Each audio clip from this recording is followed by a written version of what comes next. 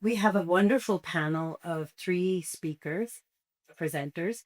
I kind of am the tail end of that body of knowledge for a few minutes to insert something from this city and from India in a different angle.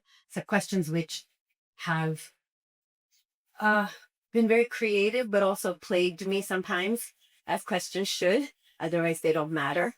And that's where I'd be. But before I introduce the three people, I want to kind of frame a few things that came to my mind when I started conversations with Sneha and Abhita about this panel. Uh, these are just short statements, and I read them with you, and I'll tell you the themes that we are going to largely speak about. But these are things that one would like to think about. Very often, some people like Lynn Mescal, who used to be in anthropology at Columbia University, and I think she may have moved to Stanford now. And many people in the world of anthropology, heritage studies, particularly looking at ancient sites, have made a point which I've always felt in my own research, because Bangladesh has ancient sites, but is not like, say, as old as Delhi in terms of monumental remains. Um, is where does heritage begin and where does history begin, and how do the two relate to each other? This is a big question. And it's an important question because very often in the popular discourse of heritage, history goes out the door. And history is the way that heritage is also that when but history outwardly presents itself as a political discussion.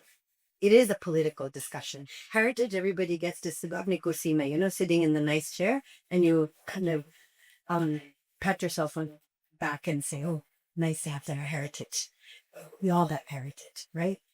But actually, the three slides that I put in the end is a kind of thinking about what it means to have heritage and what it means to have history, and always be in that dicey place where neither could be possible. So that's one big question. And then another big question, of course, is what does it mean to make heritage? Heritage isn't just given, it's made. And we have three practitioners here of heritage who I respect immensely. Shikha Jain, I have met today for the first time, but I know of her work. And this is a struggle in this country to be a person who works in the realm of heritage. It's all prestige from the outside, and from behind, it's like dog struggle, right? Like donkey struggle. And it's not just from pressures from governments and from publics and infrastructure, but it's also within the discipline of architecture itself. There's a lot of pressure. These are classmates on opposite sides of the heritage divide, opposite side. And there's another big question that I would leave you with. I'm not going to be able to address it, but the fact is that many of the generation of architects that we have amongst us today, people in their 40s and 50s and 60s and further, they come from lineage architecture in the sense they were part of institutions that just started. May have come from families that were industries, industry, came from an industry family. They were part of lineages of architecture, not biological alone, I'm talking about. But today we have a class of people who are, first of all, women are the largest demographic of architecture schools, though they're the least likely to continue to practice in the field. And conservation architecture itself is under deep challenge in education. It is. It's hard to be a conservation architect. I studied at Columbia, and I was one of the, like tiny editors on the Columbia University, a journal for architectural preservation heritage, whatever the school name. And it was very clear that when you have a very robust education program in conservation and preservation, you produce a different kind of attitude that carries on. We don't have such robust programs in the country. So Vikas and Shikha and Soumitro are very beautiful examples of people inventing, to some degree or the other, things on the go, right? Inventing national policy by project, taking national policies and implementing and testing them project by project, right? So we have Also, another demographic issue in architectural education, which is that developers' children are the big new architects. Now, developers, I want to know how many developers are interested in heritage and conservation. We are not a country that is interested. We're interested in let's knock down and let's build a new. We talk the heritage talk, but often it's just to deflect asli kahani, the real story, or whatever else might happen. Right. So this is something I say this because many of you are just beginning your architectural careers. I'm hoping that there's lots of architects in the audience, which usually is Bangladesh the best. We get droves of architects in any architecture conversation. So this is really important. And we have people from Intac here who have been doing the hard work of preserving places like train stations and geres and buildings in Al Suif, and bringing attention to things, smaller things like Alkama Chowdhury in Bangalore. So there is a lot of labor, but it takes so much. And we're a really old country, a really old country. And it's a responsibility, sometimes painful, to deal with this. So some of the themes that we're going to deal with, and I'll just do a quick summary, is I'll read out like 5 questions. Please tuck them away in your pocket, under your armpit, wherever you like to keep your drawings, or your phone. When working with memory in heritage projects, how do you decide how much to interleave? This is a really big question. And this is a question that architects, conservation architects deal with all the time, because you don't want to treat a building like it's a tabula rasa for your work. You want to treat it as a place which came as something to you, and you leave it as that something, but something more also, right? How institutional frameworks shape those decisions, and who gets to participate in these conversations. How to design interventions, another theme that we want to explore today. And that's what the talks today are geared around. How do design interventions take shape across different project scales, from restoring a railing to engaging with the landscape or at the urban level? And in this sense, our 3 speakers today come from very different cities. One comes from northwestern India, whose work is all over India, no doubt, but a large part of her practice, the catchment area of craft talent and financing and policy making, comes from northwestern India, though she's doing work right now in Calcutta and other places. Maybe she'll do something in Bangalore. So that's Shikha Jain. We have Vikas Dilawari, who is a wonderful and very important voice in the early last 25 years. I started my career in Marg right after I finished my PhD in 2001. And Vikas's voice, along with Shadab Vedil and Rahul Mehrotra and a bunch of other people, Bombay has a very different heritage conversation than the one. It has real money. American Express backs some of his projects. So that's very important to note that. And we have Soumitro Ghosh, our very own, Bangalore's very own Soumitro Ghosh, who has worked on, I just went to a building in Kochi when I went to the Biennale, the Kara building that he worked on. But he's done a lot of projects in Bangalore, including the Freedom Park, and made a lot of decisions in a city which is just so ambivalent, I would say, about its built histories, its intangible histories. Heritage is not just concrete, it's also intangible. And then there's me, who will just talk about, I haven't practiced conservation architecture here, except that I use salvage wood whenever I can. That's about it. There's this. So there's always also this element of conservation. Buildings are history. They're not the subjects. They're not the objects of history. They are history. That's very important. Spaces are history. We can't see them. We have to shift our perspective. And I think the 3 speakers today will help us shift that perspective. If we lose a space, and we have to lose spaces, you can't keep everything forever. No one can. That's the mourning that an intelligent mourning that any civilizational endeavor has to do, that things go.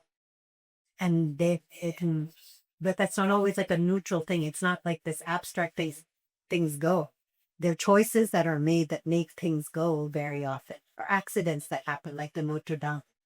It wasn't intended to burn down, but because a certain level of intense skill was there and will was there, it could be rebuilt so quickly. So these are things that we can cogitate upon, all of us. And I feel exceedingly grateful on a Sunday morning to come and have this conversation about that. Another theme that we are going to look at is how do craft techniques, so the nitty gritty of conservation and heritage preservation, how do craft techniques influence the decision-making process in heritage conservation and adaptive reuse? Is there adaptive reuse not just of the building, but the craft technique itself, right? For instance, choosing materials, methods, and levels of intervention. And here, both Shikha and Vikas have a lot to tell us about that. And the fourth thing that we're looking is how do design and craft practices evolve when a living city is labeled as heritage? How can urban interventions remain culturally relevant while honoring traditional knowledge systems? So heritage is a modern thing. There's no such thing as heritage prior to, let's say, the historicism of the 18th century. Let's be really clear about that. The idea of Jinodhara, which is very important. My PhD thesis was on Jinodhara in this region of the Deccan. It has no interest in heritage per se. What it does have in an idea, in a frozen idea of heritage, what it does have is a commitment to the idea of digestion. Jirna means to hajam karna. Jirna, jirna cheda. You have to digest the past. And then udhara has multiple meanings, including borrowing, udhar lena, but also to give rise. Udbhava, there was this fantastic movie in Kannada called Udbhava, which is about these gods just rising up in the middle of the street. Their memories were so deep in the soil of that street that the Bangalore Municipal Corporation couldn't change it easily. So these things are really important to consider. And finally, how can design practices influence how communities connect with their cultural heritage and sense of place? And this is really very important in a project like Freedom Park, which is not an easy heritage to hold, but now it becomes such a vibrant space. The Bangalore Lit Fest happened there, the craft bazaars happen there, so many things happen there. On a weekend when something is happening, it's like another Bangalore is being born in that space, right? So, and of course, all of you in the audience, many of you in the audience, come from some kind of creative training, whether you've been to design school or art school or literary people or translate Kannada or Telugu or Hindi or whatever, or more trained architects. Please think in your questions not only about these things, but also about pedagogy. That is my request. Binnati. Okay, so I request this from all of you. So let me begin by inviting our first speaker, Dr. Shikha Jain. Let me introduce you to her. She has an extensive portfolio on cultural heritage of India that covers world heritage, cultural landscape, conservation, heritage-based urban development, heritage tourism and museum planning of more than 60 projects for the Government of India, state governments, corporate foundations, trusts, and international organizations such as the Kennedy Foundation and the World Monument Fund. So you now even know, just when I read her CV, how, or her bio, not her CV, but her bio, the range of actors involved, right? Agencies involved, right? She has advised government organizations, and India has played a crucial role. If you go to Bhutan, for example, India is critical, and Cambodia, in advising other countries on their heritage. They exercise a huge role here, as do other agencies. The Indian military, for example, builds the roads between the Zongs and Bhutan, right? And Myanmar, Singapore, Malaysia, UAE, Myanmar, as well as UNESCO offices in Jakarta and Myanmar. And she serves as a consultant for UNESCO Delhi and in training programs. As director of Drona, she steers several UNESCO World Heritage listings and has led more than 60 conservation and museum planning projects across India. We welcome you to the dais and thank you for coming today.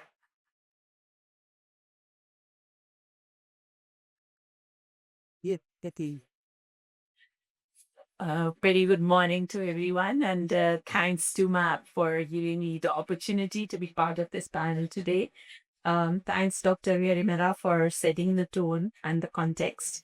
As you mentioned, I'm going to. मैं करूं? I think it's not moving the slide. Just give back a second.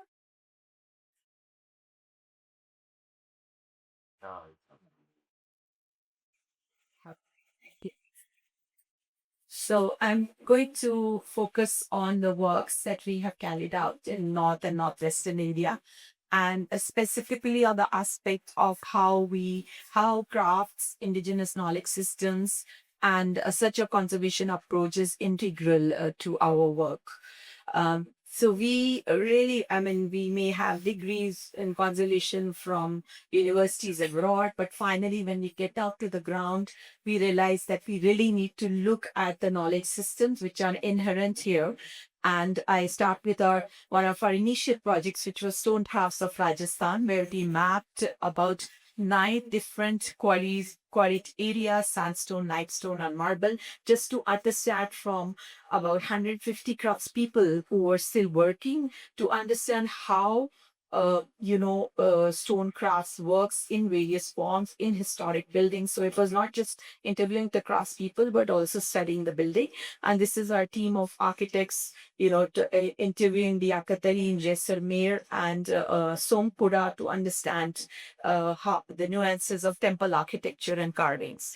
And this was a 4-year project where we looked at the tools and materials, used the processes, how you make drawings, carve, and really understanding the details of these particular craftsmanship in various forms, including the manpower and how they distribute it. So you see the women just polishing the jali. So it's like a complete laboratory of stone craftsmanship that is there.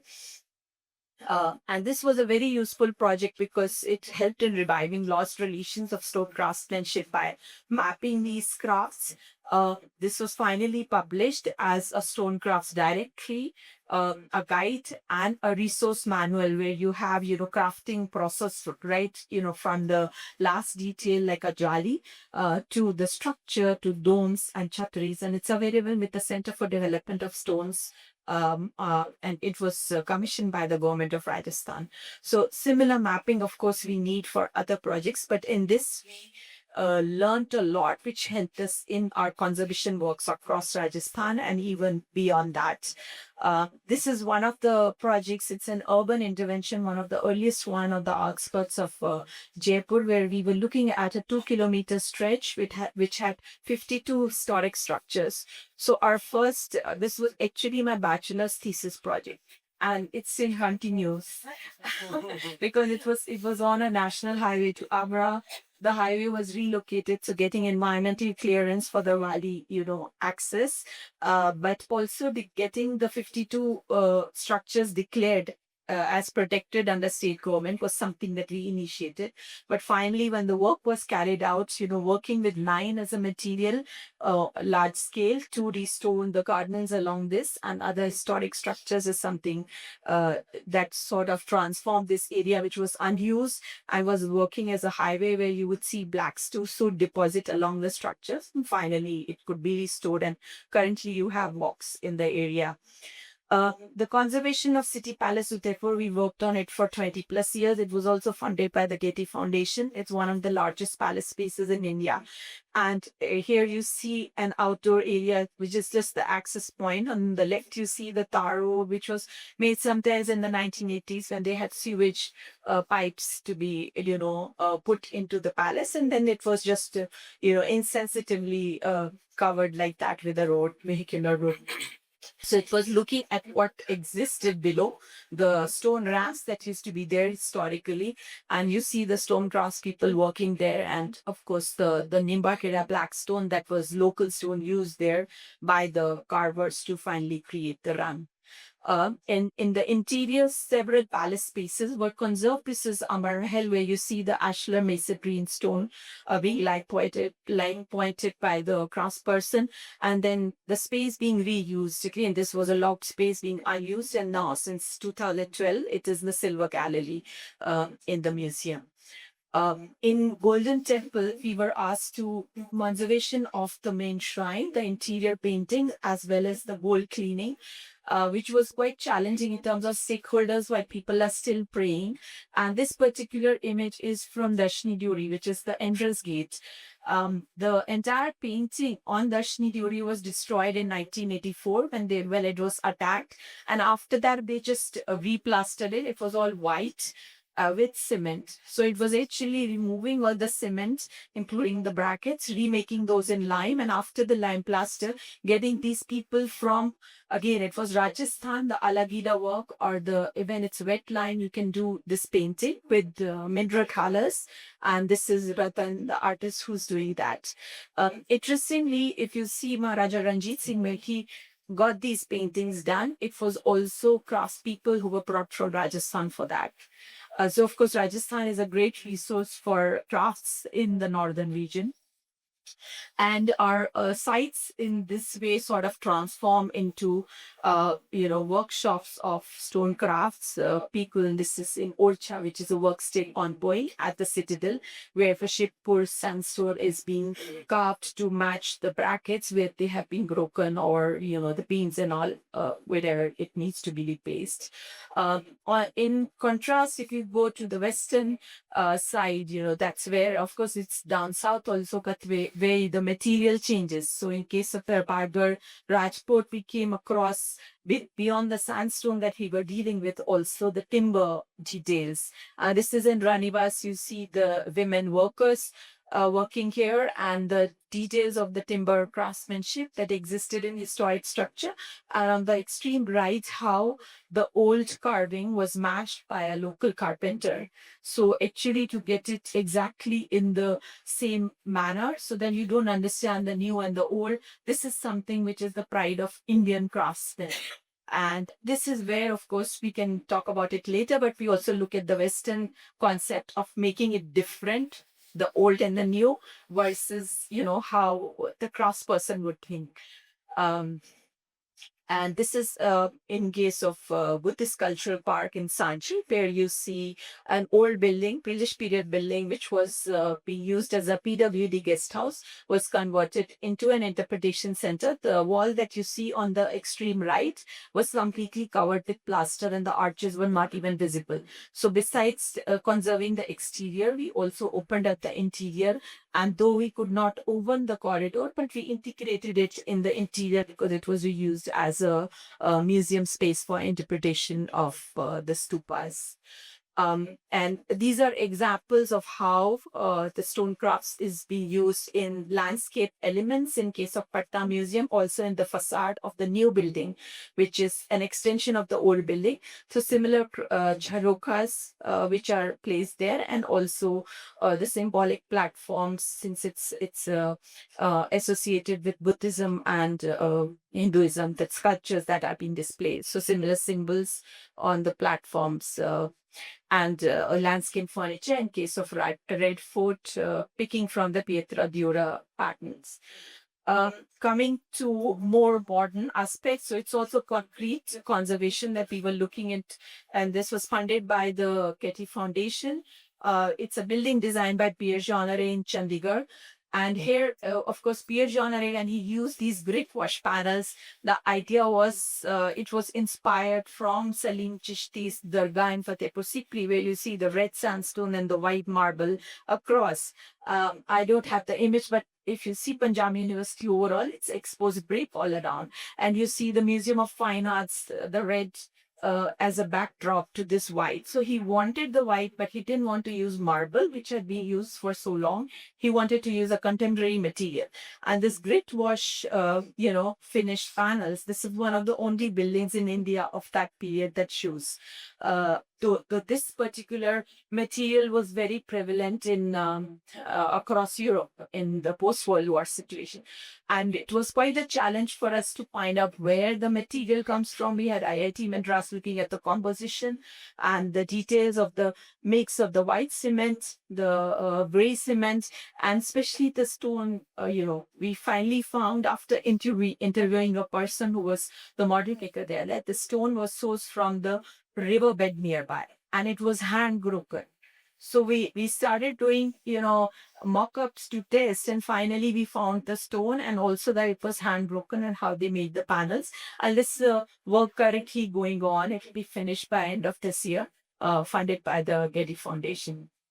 So I would just like to close now, looking at the more, a larger macro view where we are looking at socioeconomics of craft cities. In case of Jaipur, we got it designated as a creative city of crafts and folk arts, by mapping all the crafts that is there, the crafts people and their families, which have been there for more than 400 years. So mapping the origin, the process, and how they are continuing and how they can survive today. So it needs to be, of course, integrated with the tangible. So it's tangible and intangible coming together. We have, upgradation of the streets of craftspeople, providing them direct access. This is during a heritage walk. And again, learning from the crafts. So this is what I close with, the larger urban conservation perspective, which needs to look holistically both at the base conservation as well as the intangible. Thank you.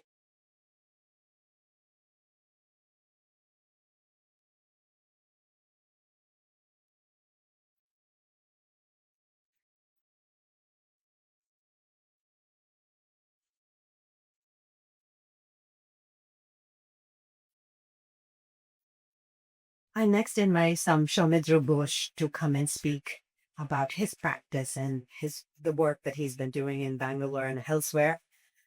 Soumitro is a partner at Macume and Ghosh Architects. We're in one of their buildings. A collaborative practice founded by Misha Matthew in 1995. He has received numerous awards, including the ED India Award for Excellence in 2025, Tostan Asia Design Award Tokyo 2024, a El Decor Light Design Award, and IDA International Design Awards Gold. An experienced educator, he's a design chair at the Kamla Institute for Architecture and Environmental Studies in Bombay.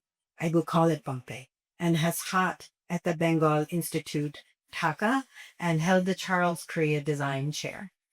His interests lie at the intersection of politics, culture, history, and philosophy, informing the practices work across public, residential, conservation, corporate, and design projects, including interiors, exhibitions, and installations. Bangalore is a city of many, many interesting medium-sized architectural practices. So this is really a beautiful city in that sense, to see a diversity of players in the field of architecture and conservation. Please come and present your work.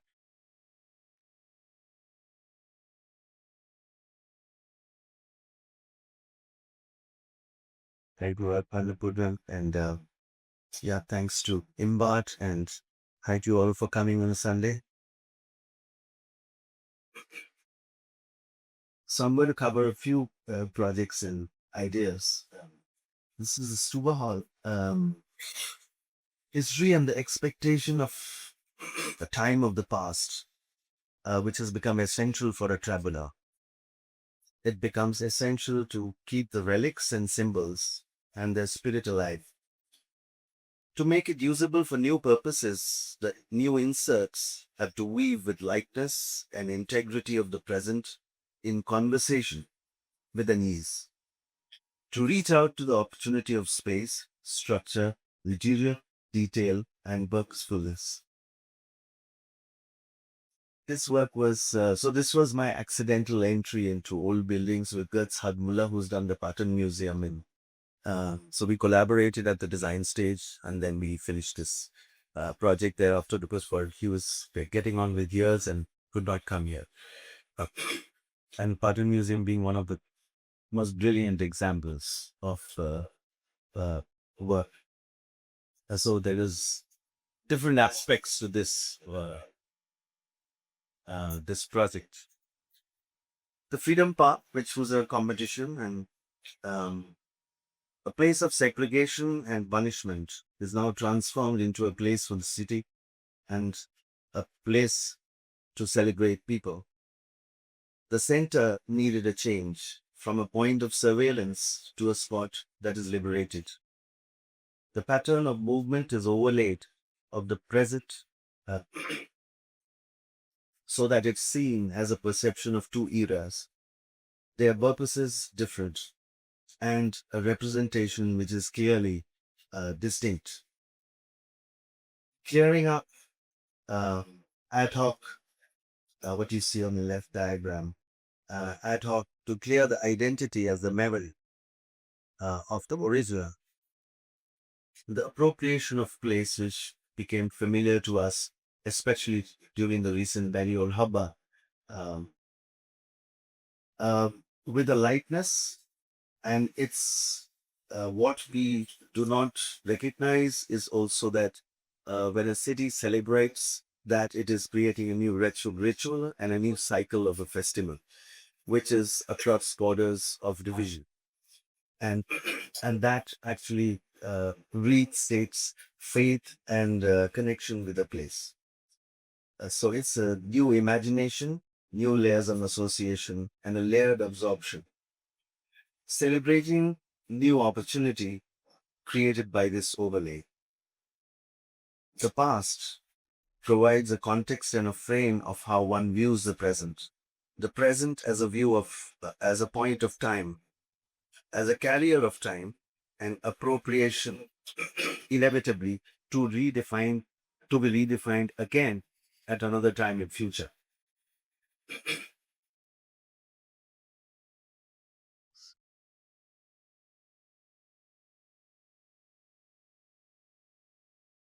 The overlay marks not only of the paths, because the paths are clearly different, it's also about what we value and what we see as the new intervention with respect to the frame of the vast.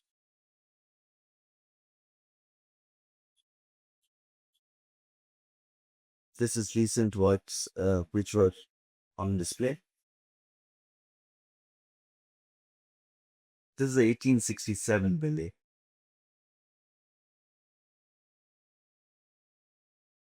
I've come to value the layers, including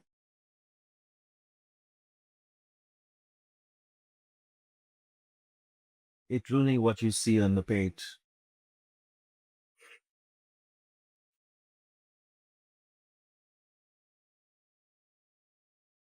The working with such a building, which was an orphanage, and then it was kind of not in use for a long time and in really poor shape. So any kind of entry which is of creative in nature, we kept it respectful and restrained. Uh, in terms of design, material, and detail. It becomes important to understand the structure, its construction, its intent, the process, and also its failures. Because to fix and work with the different material, as you can see with the steel beam and the steel columns, it also respects its symmetry.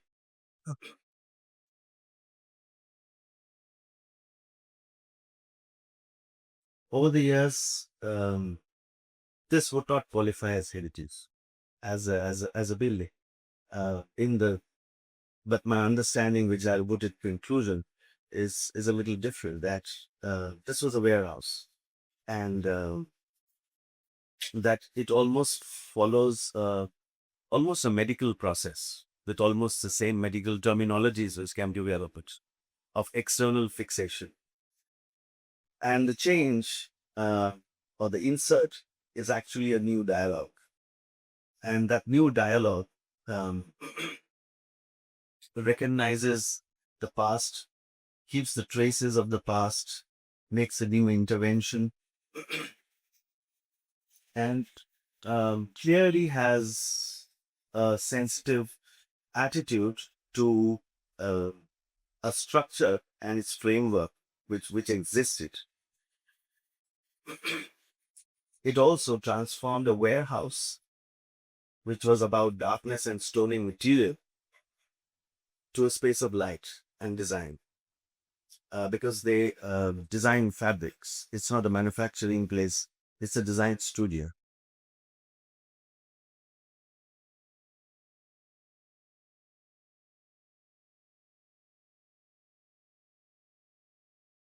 This is pretty much around the corner from here, the St. Mark's Resource Center. This is around 2004. Yeah. To be aware of the context and the frame of its reference, this was the parish hall that you see in yellow, and there was a deep connect of all the parishioners with the building, and yet we were supposed to make a building somewhere within the compound, and we chose to build on top with a gap. So we never touched the building. So the building is underneath, and the gap actually becomes an extra floor of separation. So it's structurally independent, and it has its own identity, and yet the past is constantly speaking to the present.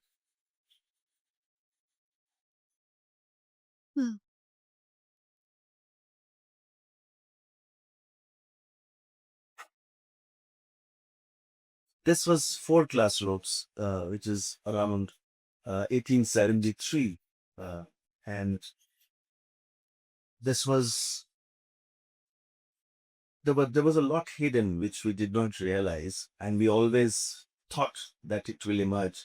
So all the veranda flooring was covered with 2.5 inches of concrete. At some time, even the steps must have settled unevenly. Solid slabs that you see there were hidden underneath. So they were all recovered and reworked and put together. So in conclusion,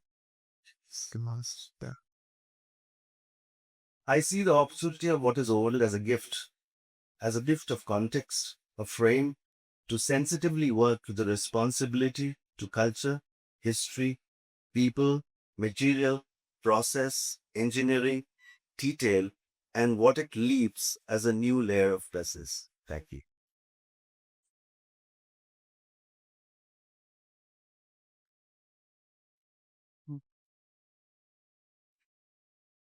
Thank you so much. Um,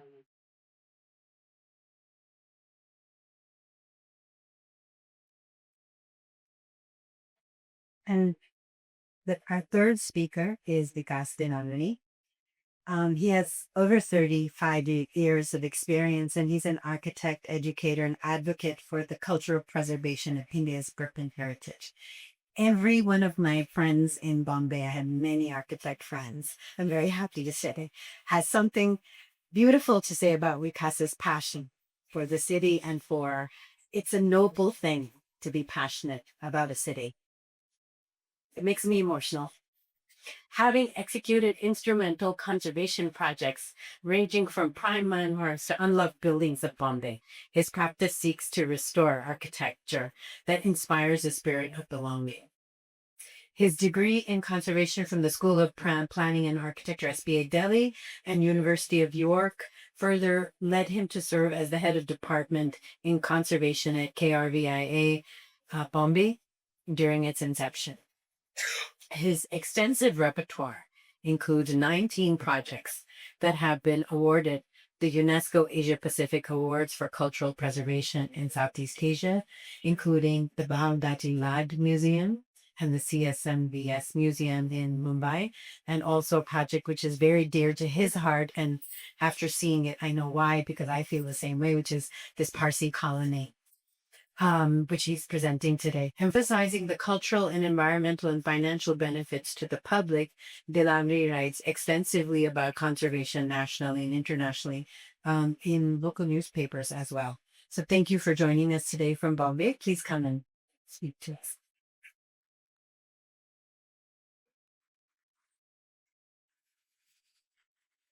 Thank you, Annapurna. And thank you, Matt and Bud. Uh, 3 plus.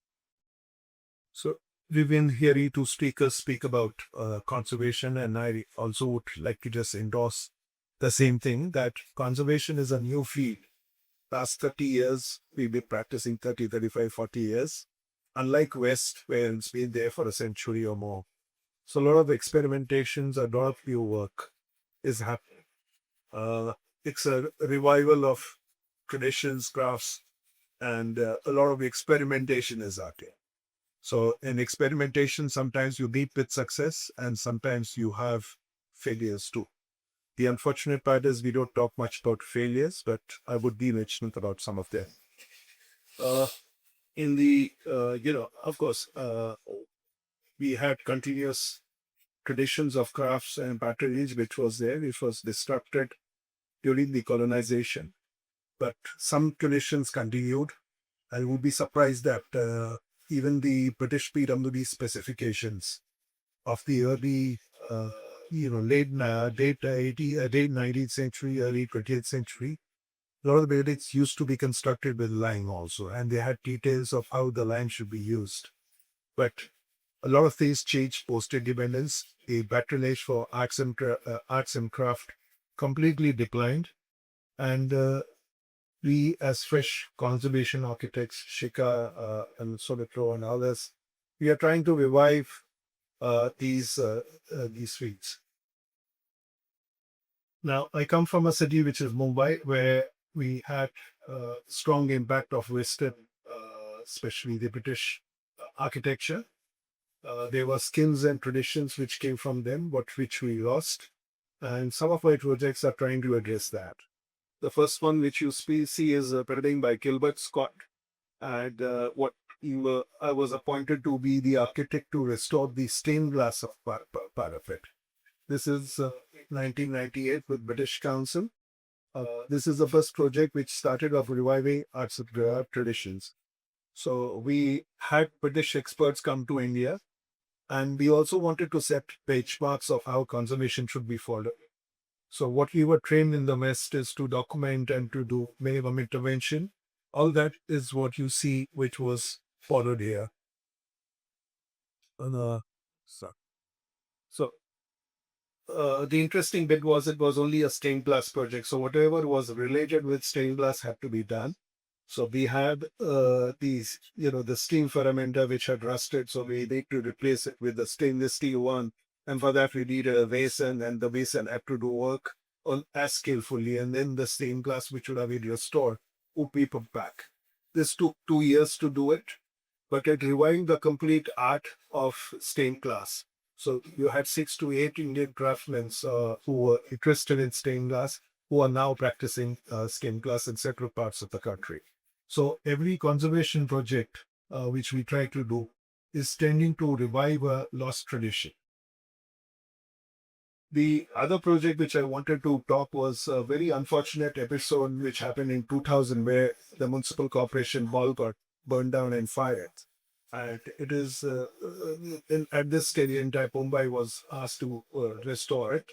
And we had a lot of challenges now. This is all early works of conservation, which is dating back to 2000. Good 25 years ago, where you didn't have craftsmen, you didn't have people to do it. We are fortunate that we got a free hand, and we try to revive lost traditions. You can see a temple, so Sompura from Palitala, he came to Mumbai, and we managed to get limestone. He dismantled the arches. He figured it out as how the arches would be, and on the right is the same way as how it's got executed.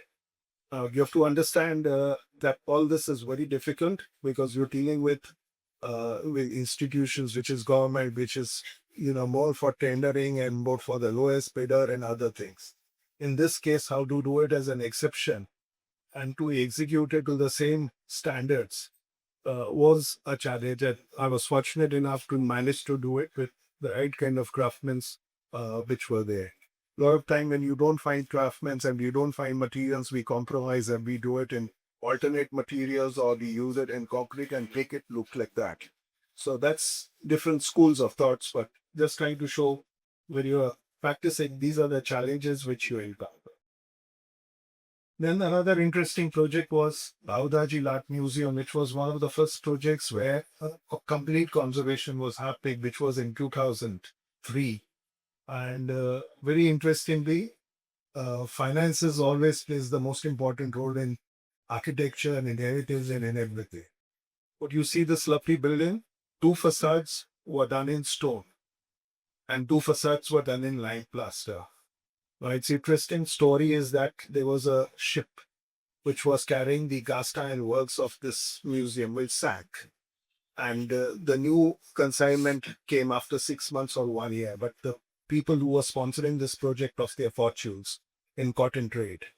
So two facades were done in stone and two facades were exactly replicated, which no one knew about till I started working upon it.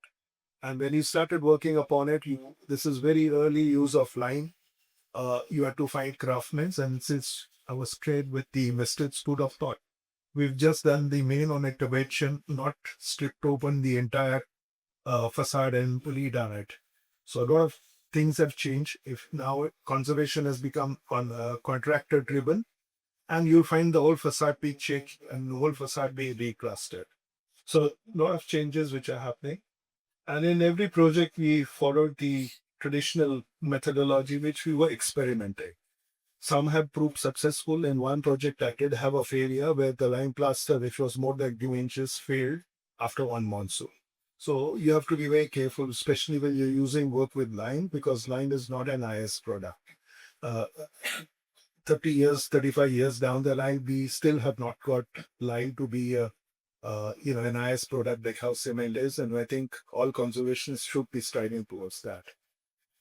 Every project revives a lost tradition. So in this, the gilding and the stencil painting was one of the lost arts which we revived. It was a very interesting project because it was a public-private partnership project. So we didn't have the the worries of L1 and other things, and we could really experiment to find the right craftsmen who were 3 generations doing altars in Vasai in Mumbai.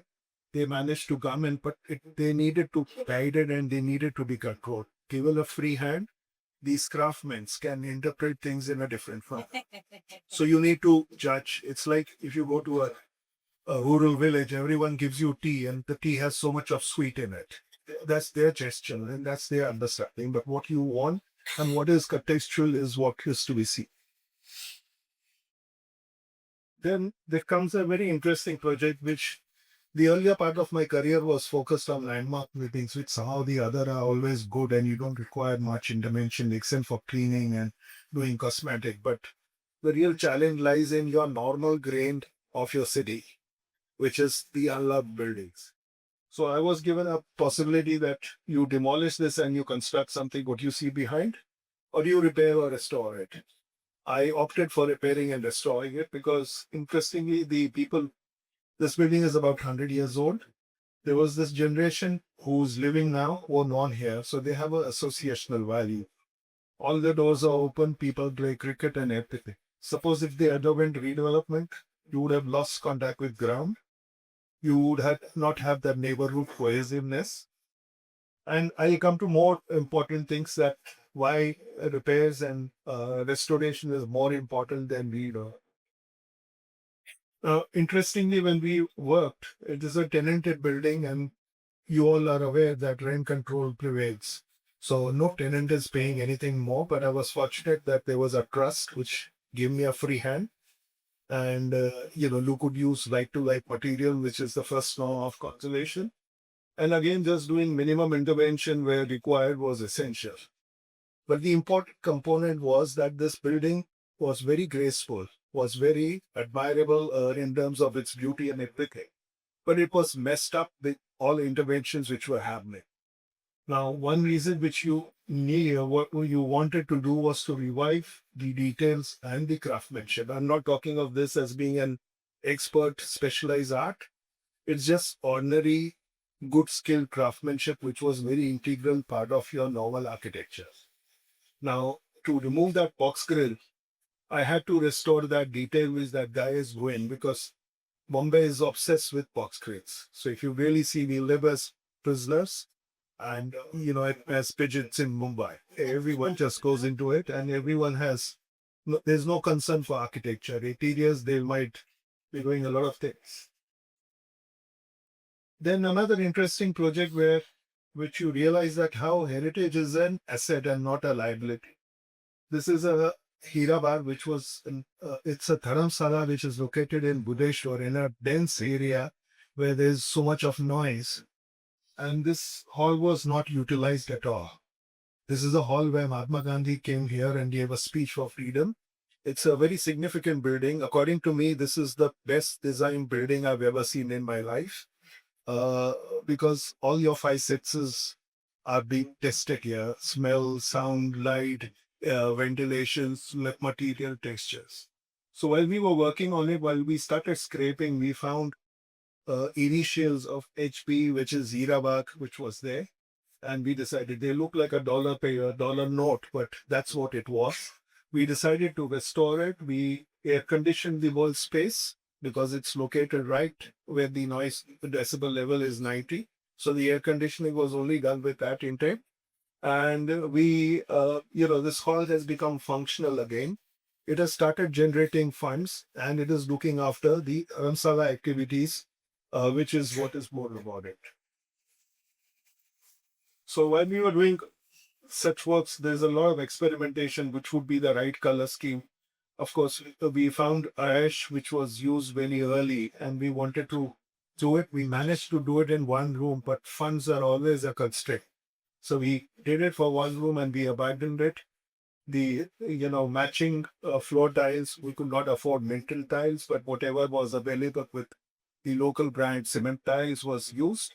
We didn't experiment with good line wash as what it is. But having said this, people are very practical that they don't want to keep investing money on doing line wash every 3 to 4 years. So there's a big challenge to all conservation architects that we restore buildings in lime plaster, but then we land up painting it in synthetic paints.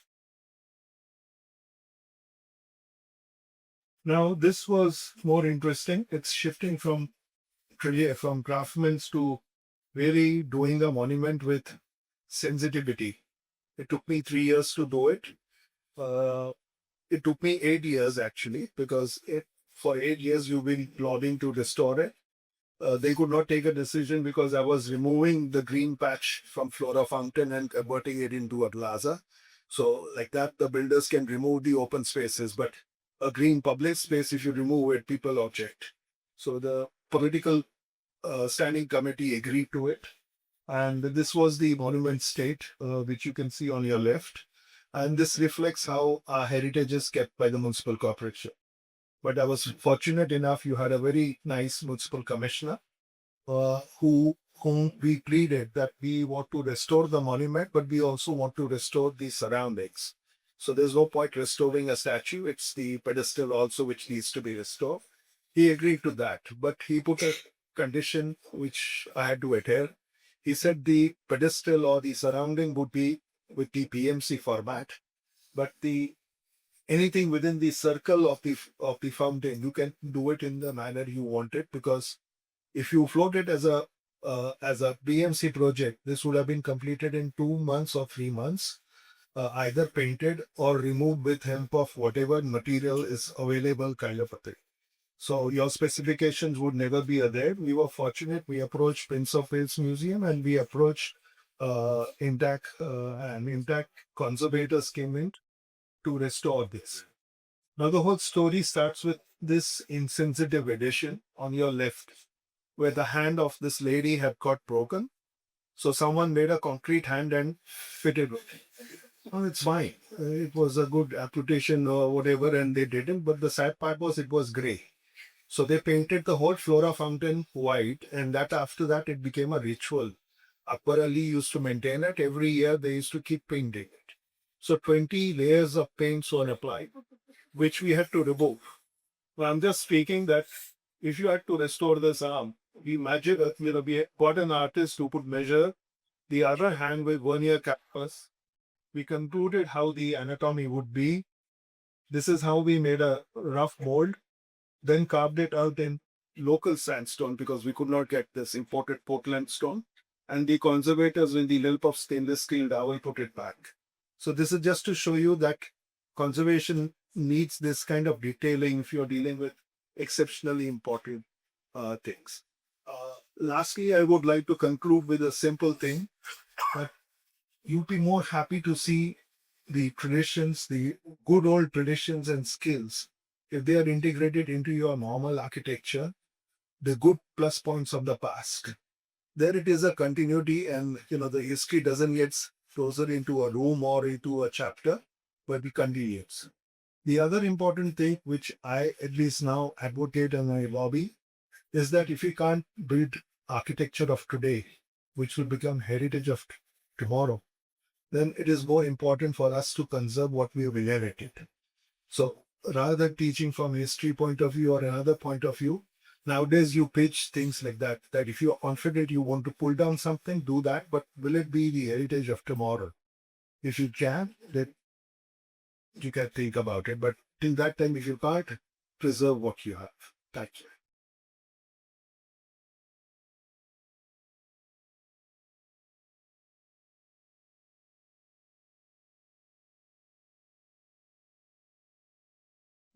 Thank you very much.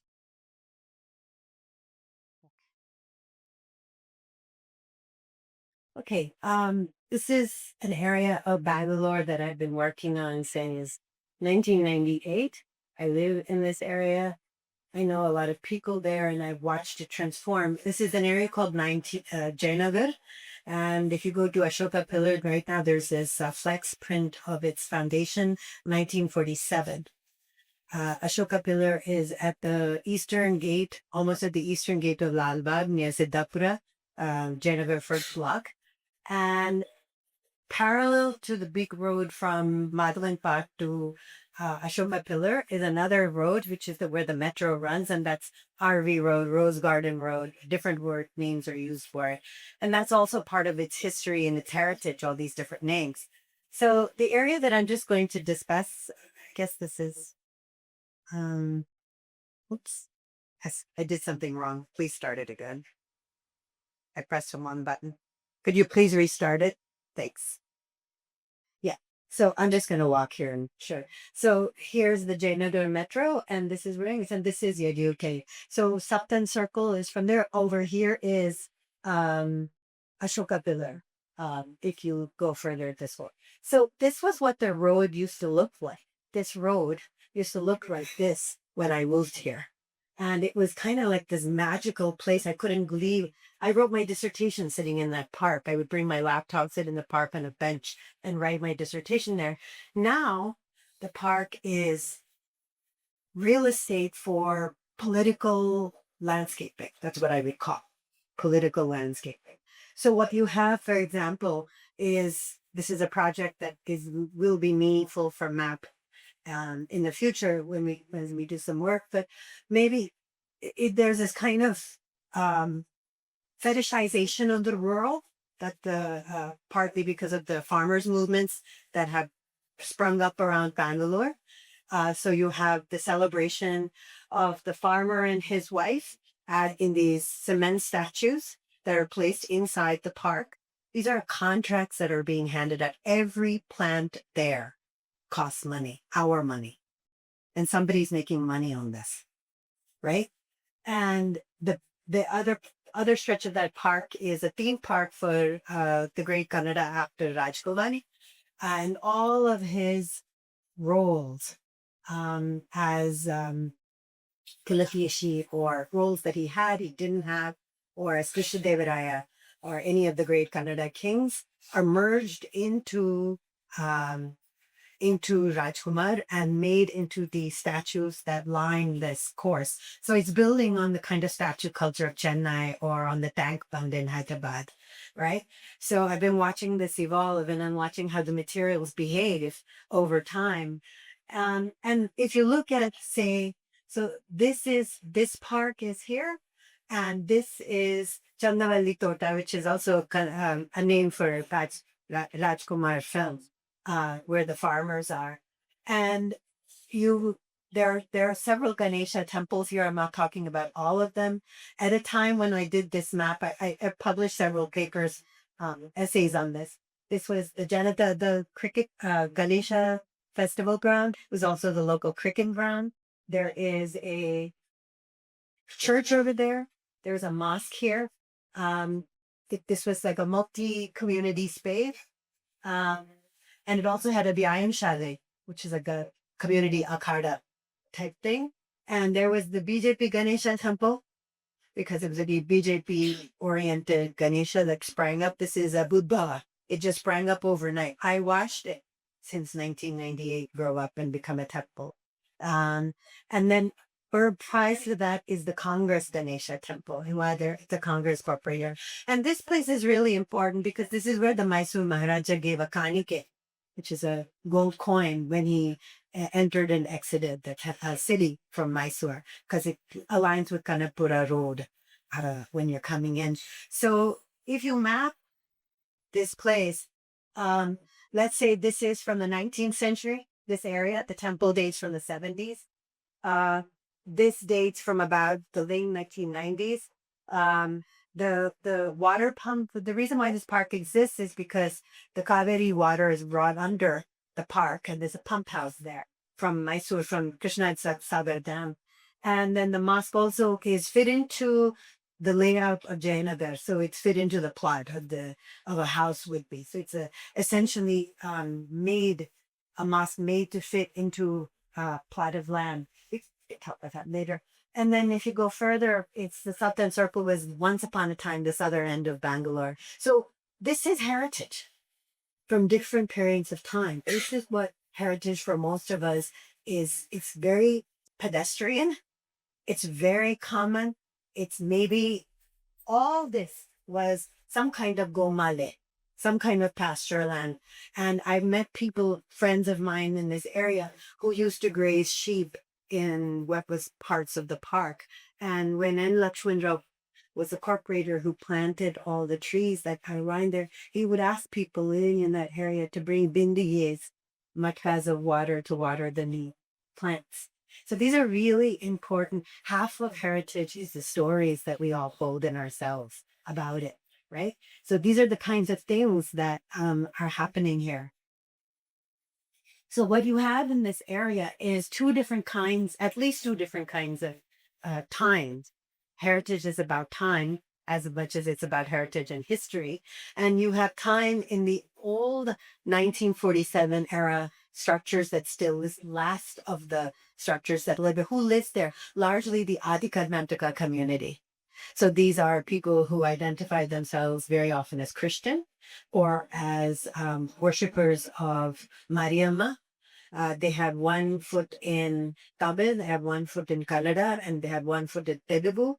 So these are communities which occupy a very complex linguistics landscape as well as an ethnic landscape. And we all know that Bangalore is like that, but it also fights with itself for being like that, right? So there's a very interesting neighborhood. And of course, because it's so tightly knit, everybody marries. It's a Dravidian kingship system that exists here. So uncles marry nieces and all this kind of stuff. So everybody's some way or the other related. There's a large Muslim community here also who also follow consanguineal kinship marriage systems, right? Cousins can marry each other. So what you have is public space around the parks being used in a kind of domestication of parks. And this is part of the heritage of this space. The goddess temple is there. Their goddess temple is in the park. And this is important to note. The corporator allowed it. There's also a youth training center in the park. And then if you go to the metro road, this is the BJP Ganesha temple. And this has started off just as a statue under a tree and a heritage tree. That's very important to remember that trees also are heritage trees. When we think about Hashvatakatte, neem trees, Barkat ki peg, whatever you want to call it, cities have their heritage trees. So this temple started, this is the Congress Ganesha, this is the BJP Ganesha. So this one has a drive-by offering following the method of the Mysore Maharaja, right? So in the architecture of this temple, the memory of the Mysore Maharaja coming into the city and dropping a coin is maintained in the way that you get darshan. there. And then, of course, this kind of mobility of heritage and darshan is by the photography of all the different alankaras that you do for the Ganesha at the BJP temple. And the Congress temple has learned its lessons from that. And this is the Kashu Ganesha. So this is a little dot I want to put, yeah, or a little stream I want to let go into the conservation and heritage conversation, that the people that live in this area, like the people that live in that Parsi colony that he spoke about, or the craftspeople that Shikha spoke about, whose knowledge may not be valued till somebody activates that knowledge. Or the way that you spoke about the parish hall having to be encompassed by, sometimes we use prestige not to make something more prestigious, but to make something that is ignored visible. So thank you so much. I invite our panel to come on. Shikha, I'd like to start with you. Then she had the thing there too, microphone. You spoke about craftspeople in stone, and I'm very curious, what happens to their own received sense of heritage when confronted with the large heritage project? How do they respond to what are their family knowledges and stuff like that? And how do some of the craftspeople that you worked on begin to think about their received histories or heritages in the context of actually working on a heritage project? Yeah, I think for them it is, for a long time, like when before the stone crafts documentation we undertook, the craftspeople were really like they felt that there is no further employment for them, and this is a dying crafts. But because of such initiatives, when you have actual conservation projects in which large scale stone craftsmanship is required, so then they understand that there is a continuity in their work that is needed. We had, like when we interviewed, we had concerns of the younger generation. They had left the craftsmanship, they were not working with them, and they had joined and they were just, getting degrees like engineering or computer engineering, which would give them more employment. So the very fact of, elevating that craftsmanship, understanding that there is a value attached to it, and there were specific clauses like for all these master crafts person, the per diem is much higher than what a labor would get. So in introducing all these aspects really helped the craftsperson, to regain their sense of to regain their confidence, to understand that, that knowledge that was passed through generations is so important. This is one point, of course, like through conservation projects, they understand we could generate a lot of employment in the area, and also the continued craftspersonship. There were two kinds of craftsmen that we looked at. One was the master craftsperson who knows everything and can, design if you just give him a piece of stone. And then there was this new generation which had no clue, but then they were just using the stencil and putting it and cutting it, which means that it's that knowledge is getting lost. So the whole target was that you understand the knowledge and the process, and you actually train to have those craftspeople who can actually do the design. What Vikas said, during the British period, it's not that they did not respect craftsmanship. The Indo-Saracenic buildings have some of the, most fantastic details that we see even in Rajasthan. But what they did was they froze it into patterns. And this is when you have a craftsperson who will understand and they just stencil, that any computer or CNC can do. But to generate that level of craftspersons who can actually understand that in the stone piece, within one stone piece, they can generate multiple forms of jalis because they know how to design, how to, points, centers, everything. And within that same hexagonal pattern, they can generate multiple patterns. So that's the kind of process we were encouraging. And that is the knowledge that comes from traditions and generations, a knowledge that they usually do not pass to the next one. This was, through generations, it would be given and they didn't want to lose that knowledge. So while we were documenting, those were concerns that came in, but slowly the craftspeople opened up to share that knowledge. And I think that is what is important today, because there are very few of these master craftspeople left or their families left. And unless we record or, train them further or give the opportunity, that knowledge will get lost. Then we would just be copying, pasting whatever the historic patterns were. I don't know whether I answered your question right. Yes, I would like to contribute to what you said. This is especially because Matt posted this lecture series, a course called History of Craft. So one thing I learned out of it, I mean, I'm an art historian, but I studied largely medieval India and post 1947 India. But what I learned was that the separation of craft into design and craft, and production into industrial production and craft workshop production, meant that the designer would sit in London, for example, and draw a pattern and send it to Lancastershire or Lancaster or Manchester, any of these places, and the job was to replicate it. So when you speak about the difference between being able to ideate and adapt designs and develop new designs, and people who are able to copy a design are only able to copy a design, and people who can't even do that. This is a long process of emptying out one way of doing things and then reinstituting. Craft is highly industrialized, and it is where industrialization began, not in the factory, but on the craft workshop floor. And so that's really important. And the other thing that she said, which I find very meaningful, is that, yes, craft has been defeated in some ways by modern industrially produced materials and stuff, but crafts communities are notoriously closed about their secrets. That's their wedding dowry. That is their amanat, really, if you think about it. And this is there in compositions among musicians are secrets and all these things. So in some ways, to preserve an older knowledge, you have to change the social understanding of that knowledge, right? The purposes of that knowledge. So that's a really beautiful point you made. Thank you.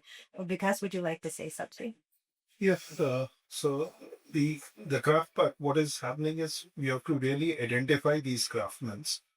In the initial part of our careers where conservation had just was emerging, there was a freedom and liberty given to you. I was fortunate, I was dealing with many private projects, so I could experiment with that. Now, what she mentioned is about time. In government projects, you cannot have people on labor basis, on mandate basis. You put mandate basis, the engineer strikes it out. He wants to give it as a contract. And it's now become contractor driven. So what's happening is the contractors are benefiting, but the artisans or the craftsmen who's to anchor, who's to take pride in the work, that is not really happening. And that is my concern with conservation happening now. That it is, earlier we used to be like project in charge or project management consultants, coordinating different craftsmen together to do a good project. Now it's become one contractor driven. So, and that person is, since he's bidding and he's approaching it, you're losing that continuity, which is what personally I feel, at least in my projects and in the kind of government projects which I try to deal with. So that's a matter of concern, because you are trying to manage both the things, that you want to use traditions also, but you're restricted that the craftsmanship is not of the order which you want and you desire. And we are forced to live with it and manage with it. So there's a disconnect there. In Karnataka, we have so many beautiful monument sites, ASI managed monument sites. We have so few. I think, please don't quote me, I think Shihare was the last architectural survey of India general who actually was a scholar. And we don't have archaeologists. And I speak about archaeologists because their primary role is conservation in India. And archaeologists who publish research. When you don't publish research, you don't have respect for, you don't create respect, and it's very hard as a practitioner to respect the process of working. Writing is crafting your thinking in a different format, just as building something is crafting your thinking in a different format. So this is really important to think about, and I really appreciate when people write. It doesn't have to be scholarly work. It can be policy statements and manifestos and public work in terms of newspaper articles or even public speaking. It's important to represent the work. I feel very strongly. Soumitro? Yeah, I want to come in at. I mean, I've had wonderful experience working with the craftsman directly, and I think especially the point which Vikas has pointed out clearly, because yeah, sometimes the contractor-driven things seems to take our own desire for being honest and more authentic to the heritage that exists, and having minimal interventions, and it puts it to a challenge, because I think they are looking at it differently, almost like how concrete reached the villages. They find it easier to do a PWP kind of structure Exactly. as a method which has become popular, and it gets compromised. I mean, that authenticity will then obviously be erased. So I think that is a challenge that we are seeing constantly in within this particular space. I'd like to open up the. How much time do we have left? Just to alert me a little bit. At 12:40, we open up for audience. At 12? 12:40. 12:40. Okay, so we have time, right? So, all right. So I would like you to please to answer, ask some questions of each other's practice rather than me just doing a war. And you can ask me questions too. I'm happy for that because I think it should be a true conversation rather than just me modulating everything. One of the reasons why I mentioned the ASI thing is because I was on the UMPI World Heritage Committee, and it was just I could even write a story about it by kgs of cement. And you know, and think about it that way. What would happen? You could write the story of that site from the number of kgs of cement that has been deposited there over time, not just by the ASI, but by the Mahans and all the various people who have intervened in the landscape. What do you feel is the role of local people in maintaining a particular heritage? I bring this to you, Soumitro, because of the parish hall. If you could talk a little bit about the kind of thinking that was happening in that community and around that church. Yeah, so this was so it was of course driven by a committee, which was but I think the number of parishioners who were familiar and had strong memories with the building, which was, it's a little later than the church, which has crossed 200 years. Um, and they actually did not want to remove it, although they had no clue as to, they were suggesting that you can use the open ground to build. While we saw that that would compromise uh, the space that the church holds as a domain within the site, and change that relationship by filling it. So that's why we actually did that. So there was a strong memory. There was a strong idea that they wanted it to remain the way it was, on and one would work around that. So they were quite happy with the possibility of keeping that intact and getting their goals for the new weeds. So that kind of worked. How does consensus emerge in a group of in a community? How does one build consensus? I would be very curious. Either one of you could. Yeah, because consensus is really important to the life of the project. I think consensus in the religious building is slightly more challenging. Yes. And I was handling 2 or 3 sites. One was a temple where you had recommended that it should not be painted because it was a porous stone, limestone, and it should be removed. So they need to remove it very carefully, methodologically, and the paint was removed. But after a few years, when a new management came in, you just found it to be painted again. So, all But that- how do you live with that? How do you live with that?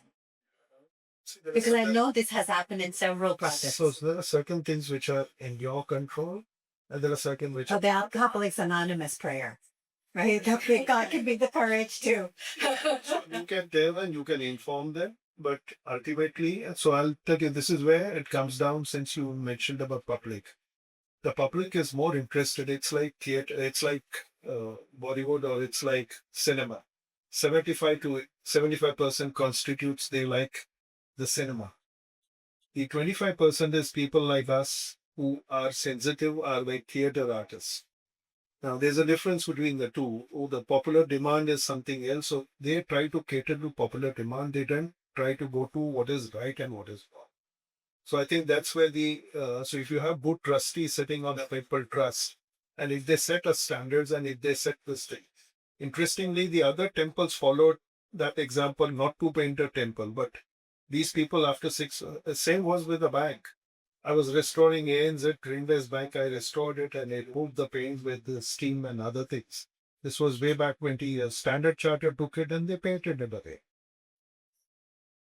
So when does it stop? And these are best corporates. Right. So there's no lobby. As I said to you, we often do lime plaster. But if you're painting synthetic paint over it, because now that need is such that the building should look good. The preventive maintenance doesn't happen. People don't want China to come in their hand. So we are in a dilemma whether which conservation to follow to. So, and again, we don't have good platform to talk and debate what is happening and what is right or which is wrong. This is where our major problems are. Yeah, I think that's a very loaded question that you have. So I'll just, because we've dealt with communities at various levels, city level and, individual. And just to go back to what you said about heritage being time and history, I would like to add that in our practice, it's a value-based conservation. So heritage is really about value. What is the value for whom, which community? So it's not really about age, but more about value. And if you have enough from the community valuing certain aspect, then it stays protected. So that's why when we are doing conservation, if the locals value, or it could have a local value or global value or different kinds of value. It may have a global value but no local value. Then it becomes very difficult to protect. To sensitize them that this is of global value, but how? So we need to work at various levels. I'll give you the example of in case of Jaipur, we had the big chopper, the central public space, where there are a lot of vendors who sit. And one of the vendors came to the head of the vendors, like these are flower vendors and all. He came to the principal secretary of urban development and he showed a historic picture, which was 1800s. And he said, see, you see all our shops there in the photograph, and they were behind like the bigger shops that you see, the arcades, and then in front there were these shops. So he said we were there earlier also, and now we want permanent spaces right here at the chopper. So this was like given to me saying, how do we handle this? So I said, yeah, that's true. I mean, this is part of our culture and they were there, but that is what they are going to get, like temporary structures which can be used, closed, they are secured and they stay there. So we specifically, my team consulted, we designed for those vendors, the head of the vendor. They were very happy. We did a mock-up of the sample unit, which they could close and they could have their jewelries and flowers or anything else. And it was all going well. It was even funded by the central government, that the project should be taken up. And one day I just get a call from the mayor and she said, you'll be happy to know we have removed all those vendor shops. Why? Because the permanent shopkeepers behind went to the mayor saying if they get this structure, I mean, it was not even a permanent structure and they were there since yet, but they felt that their, shop will be obstructed. So it's not about one community. It's just, how to manage that. And then she said, now you do some beautiful landscaping in the job. Or she was a proposal to her. So I knew for sure they are going to come back. And the head of he called me. He said, Didi, can you give me that design? Because they've given us another place. I will use it there. So I thought, okay, at least there's some use, but I knew 100% that the vendors will come back there. And today, if you see, they're back there. And again, we've been asked to design for it. With the metro coming in with whatever, but the vendors are still there. So unless we understand our culture and culture is integrated in our planning, we cannot resolve. Otherwise, we keep thinking that's a conflict, it needs to be removed, but it will be there. It's more permanent than any of the permanent structure. So this is one example, but we see in other cases, like in case of Delhi, Hall of Nations was demolished, even though all the architects rose their voice against it, and it was a new structure. But who was valuing it? Only the architects. In the same scenario, you see Chandigarh, where it's not just the architects, but also the citizens who own that monument. And it's completely protected. It's in the master plan.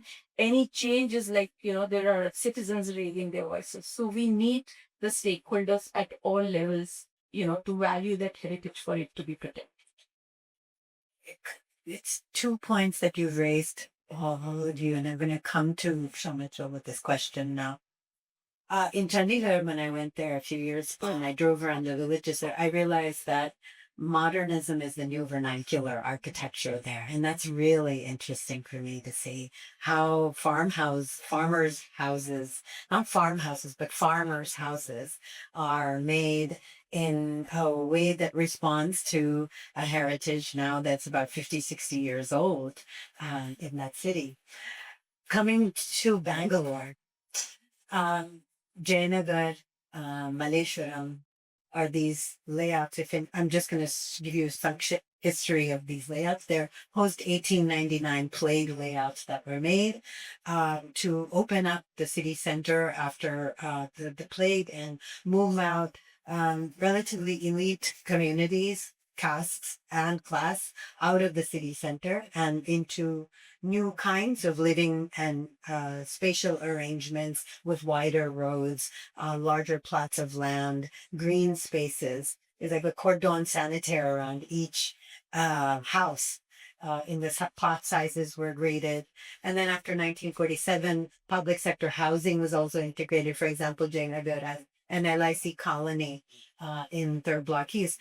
But what you see is the heritage of architectural practice in all of these colonies is really extraordinary work that is now beginning to be looked at by people like Catherine Desai and other people of women, for example, were great designers and patrons of all this domestic architecture and very innovative uses of material on relatively small budgets. But given the inheritance laws across Hindu families, across Christian families, the different regimes for how property is handed down, and the fact that Southern India has such a large NRI population, which will never come back to India. So these large arrangements of cordon sanitaire and bungalows are being taken away and being converted into apartment buildings. How do we think about private ownership? How does one build? It's one thing to build consensus in, let's say, at an urban scale in a city like Jaipur, where yes, there's a lot of tussle, but in general, there's an agreement that Jaipur is a beautiful city. Oh, yeah, hamara shehar hai. There's a deep sense in Bombay that yes, the metro is coming, and it's just FSI, FSI, FSI everywhere. But still, there's this real commitment to a certain kind of landscape, visual and built landscape. But in a city like Bangalore, which is so recent, much of it, how do you think about this? Not just the St. Mark's churches, but also this incredible legacy of patrons and architectural practices in construction practices. Things like, for example, Kurt Gambetta, who many of you might know here, who's been doing research on post-war, post-independence architecture in Bangalore, looking at the use of cement, cinema theaters, terrazzo, painting marble on cement, faux marble on cement, and how important these were for people. So yeah, I think that's a lot to unpack. So I'm so sorry. Okay, you pick whichever way you want. Yeah. Yeah, I mean, the pattern which, what happened to, let's say, older areas, with the older houses, let's say, which are the old British kind of, or Anglo-Indian homes, and almost the same process is taking place for Baleshwaram, and because by the Anglo-Indians may have left or kind of left the country, or same thing is happening with the older areas, because most people are definitely not coming back, and to sustain and keep these homes is becoming very practical for them. So I think identifying key places which have a strong historical importance, and for people who would pitch in to protect that would be the first thing that one can think of, and I think a few initiatives have already started. Could you talk about that? Well, this one project which is with a patron who's possibly making that as an anchor place of a very key figure of who belongs to Vatican, and that's going to expand more as a publicly accessible resource place and things. So I think that's what would be the key importance, because it would be kind of impractical and perhaps an overstretch to try to protect everything. Right. Yes, I think one big challenge with most of these new developments is that we always imagine only buildings, that the void is not seen as part of the need of a city. Yes. So that is something which is completely missing. What is very interesting from an architectural viewpoint is that early socialist modern architecture is the new nostalgia for the present, and which has become a homecoming for this when the nation had just emerged and had such hope. It's an architecture of hope which is deeply created by that language, which is coming back in bits and parts, and it's interesting for me. I see it as an observer who's not connected. And I enjoy that, because it definitely has. So it's not a copy of a much older, but it's actually trying to take something which already has a definite thing that it's saying. I want to move the conversation, because we're coming to opening it up for this. I'd like to come to architectural practice, conservation, the office of the conservation architect, and to the pedagogy of conservation architecture.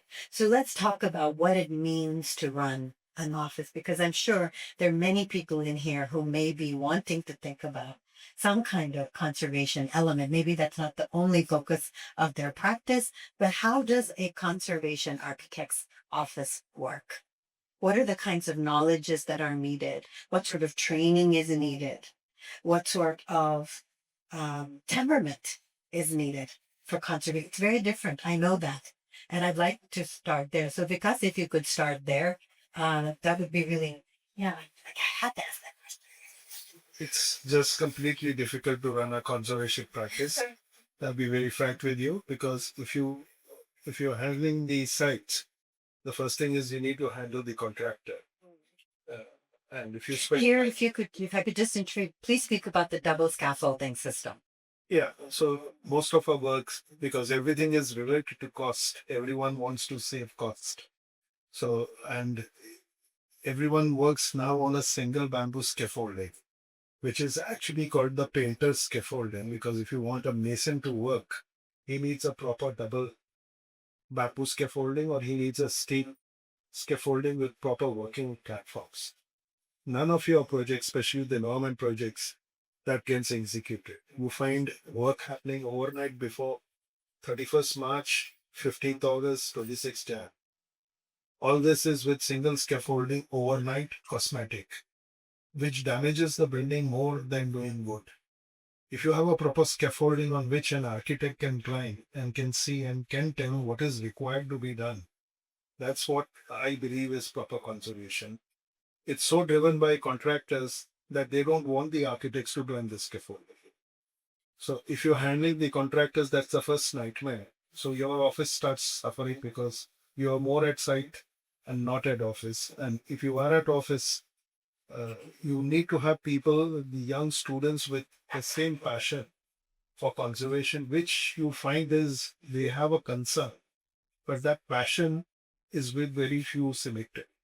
So if you can get that right balance, then it is just easy. Now, the other difficult part is, which has now become easier, is to get clients who understand conservation. Earlier, when we were practicing, no one wanted to give you an entire project. They wanted to just do the facade, or they just wanted you to do things. That's the first decade of 1990s.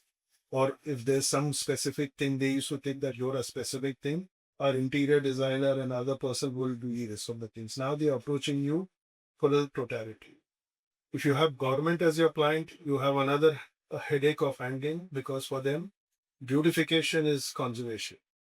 And which you know as a professional that that's detrimental to conservation. So how do you stop and how do you do that balance? It's too tricky. So it's not an easy. I'm big on blood pressure fix since the day I started my practice. I've had 2 stents put last year, so this is the truth and reality. Soumitro, could you talk about what it meant? I know that you started conservation practice a little accidentally, as you said, but what did it mean to reorient your office to begin to take on these kinds of projects?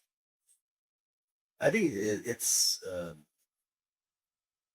it's been special in the sense that it actually runs more like where I have to centralize myself as in the position of a master craftsman in terms of thought and work. Um, it doesn't bring you next level. So it's only with, let's say, that 2ML is around that, because I think there is too much. My father was an engineer, so I'm fascinated with machines. So engineering forms an important theme of learning as a process and things and how things behave. So I don't look at it only as architecture, but also from its bones and everything. So, like the case of Cinnamon was 140 site visits only by me and only sketches. Just to add on to what Soumitro said, if you want a project to be good, we all land up being project management consultants, which is free from the conservation architect of the project. Yeah, so it's that way because an old building is it's like a doctor checking a patient, you know. Are you the patient or the doctor?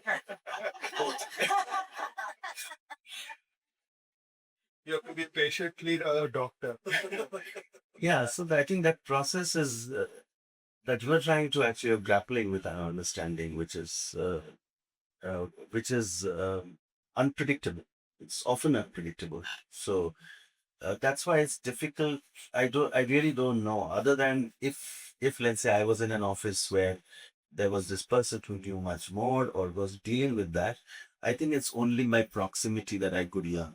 Isn't it true that with every project you come back to a beginner's mind because those projects often have such specific needs and skills or issues? Yeah, every building is rather different because although they might look similar, but I think they're quite different from at every point. Shikha? Yeah, so I mean, I don't really look at it as a conservation office because DONA stands for Development and Research Organization for Nature, Arts and Heritage. It was started with, as an interdisciplinary, multidisciplinary organization where we get diverse views. So anybody joining DONA, I mean, it could be a research-based person, could be on-site conservation, we look at history, we look at archives. So there are several segments here.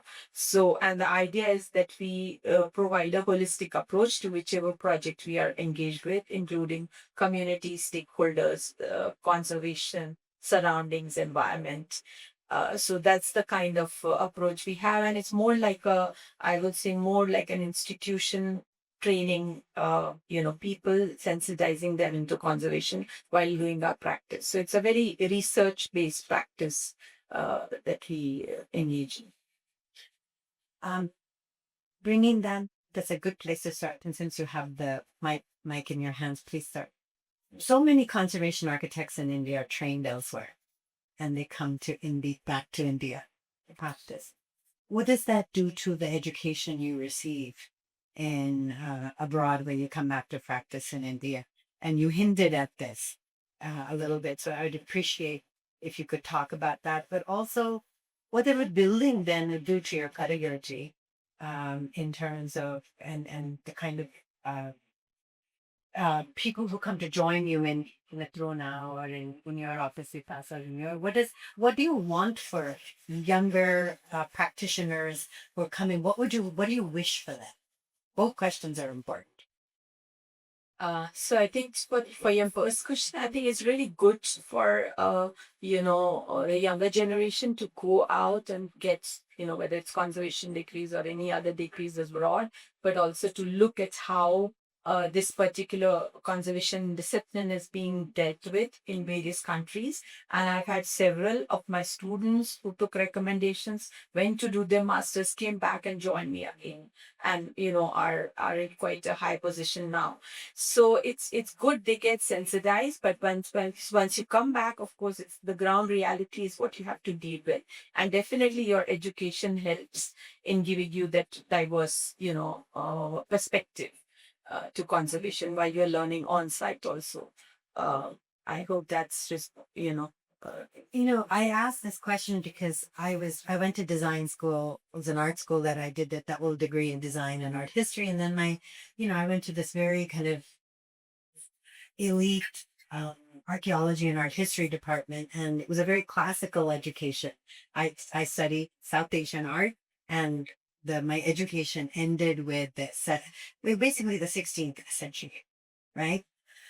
So when I came to India and I started living in Bangalore, there was nothing that was enough of my stuff. I had to go outside of Bangalore to do most of my work. Of course, there's things like from the Chola period and stuff like that in the city and all that.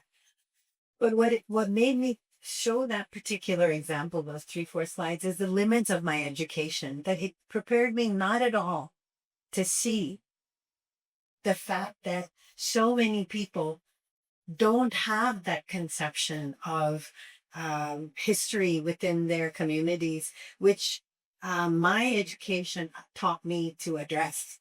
It didn't teach me to address it. And I had to learn by doing fieldwork. India Foundation for the Arts, a big shout out. Thank you for giving me that grant, because talking to people endlessly, it went from my grandfather right to like the goddess in a dream. There was nothing in between, right? So this is something that I've always felt really interesting. I'm not trying to reconcile anything. Some things don't need to be reconciled. They just need to be lived with and endured. Um, I would love for Vikas to also address this. But the art reality is completely different. Since I was the head of department, you have to preach and practice. Both have to have the same thing. You can't practice something else and you preach in something else. It's very difficult to follow it. And more specifically, because most of the projects which are now coming are government projects. That's where your major compromise starts happening. Because if you have to survive, you have to follow that purification methodology or the overriding theme, which you may be protesting within yourself and you're not endorsing it. So when I initially started, when you were dealing with landmarks, the Western school of thought was very good. You have come across few traditional craftsmen. I'm not saying that you find traditional craftsmen as what we really talk, because if you give them a free hand, trust me, it will be something completely different. They're It's not, also of their own time. yeah, it's not what you want, or what it is exactly. So it has to be a good understanding that you learn from them and they learn from you certain things. But the most important thing is conservation is contextual and limited resources. You have to work within it to achieve the best. Sometimes we have abundant resources and funds which are given, which are sometimes wasted on unwanted things like pavings and painting and greening and other things. But the main structural needs, we find a dearth of good structural engineers who understand conservation. That's the major problem which we have. So there's a lot of compromises which are happening in our profession. And that's a subject and matter of concern. And I'm putting it very bluntly and openly.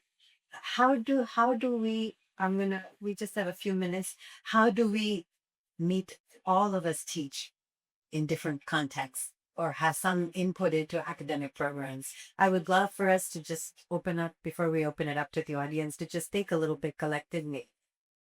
What do we need to do in architectural education in order to bring about heritage as a pedagogical and a collective enterprise? What I really like about what you said is that the craftsman person and the architect are collectively shaping the heritage project. It's not like they're the owners of heritage of your clones for your conservation project, right? Dono milke saath saath ka bana rahe. You're making it together. So if you could please begin, Shikha, please. Sure. Yeah, I think, I mean, even your previous question on, what do they learn? First of all, whatever site that we undertake is like a educational resource for us. So if we are planning, when we did conservation planning, whether it was City Palace Udaipur or Gandhi Bhavan, we had throughout the year 4 workshops, for documentation stage, for condition assessment, when you're mapping, which were open to everyone across India. So there were students participating and learning from that while we were actually recording. So we try to do that with most of our projects so that more people learn while the work is going on. So that is one component. But other than that, like, I'm also on academic committees for say SPA Vijayawada for some time. I was with SPA Bhopal. So at that level, at the policy level, whatever we can push for heritage conservation and education, as Drona, we have MOUs with several architectural institutions across India. We work with them. Like Vedor Institute in down south. If we are doing a temple conservation project or interpretation, currently we are doing 2 of them. We are doing with the institute. So that allows engagement of students into our projects. We have internships regularly open to students. I mean, if anytime my office asks me, there are interns applying, and I say, if you find them okay, just take them. There is no limit to the numbers we have for interns if the intern shows interest and inclination towards heritage conservation and towards our philosophy. So we try to encourage as many young minds as possible, and this year we are also supporting the Louis Kahn Trophy of NASA, which is just to encourage younger minds to engage more with historic structures and learn from them.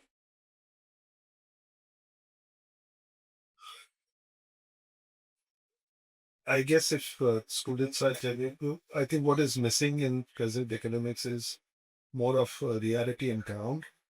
The internship is too short a time because they just come and they're not much acquainted with historical things. How long are average internships? Just so, Yeah, so they come in their 4th year and they come for either 90 days, which is too short.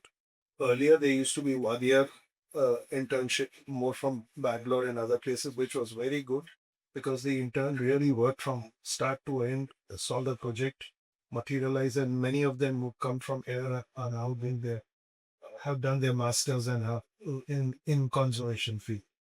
So this 90 days is too short a time, which is there in the curriculum. Apart from that, the first most important thing is understanding of architecture. Because if you have good understanding of architecture, then you can understand repairs.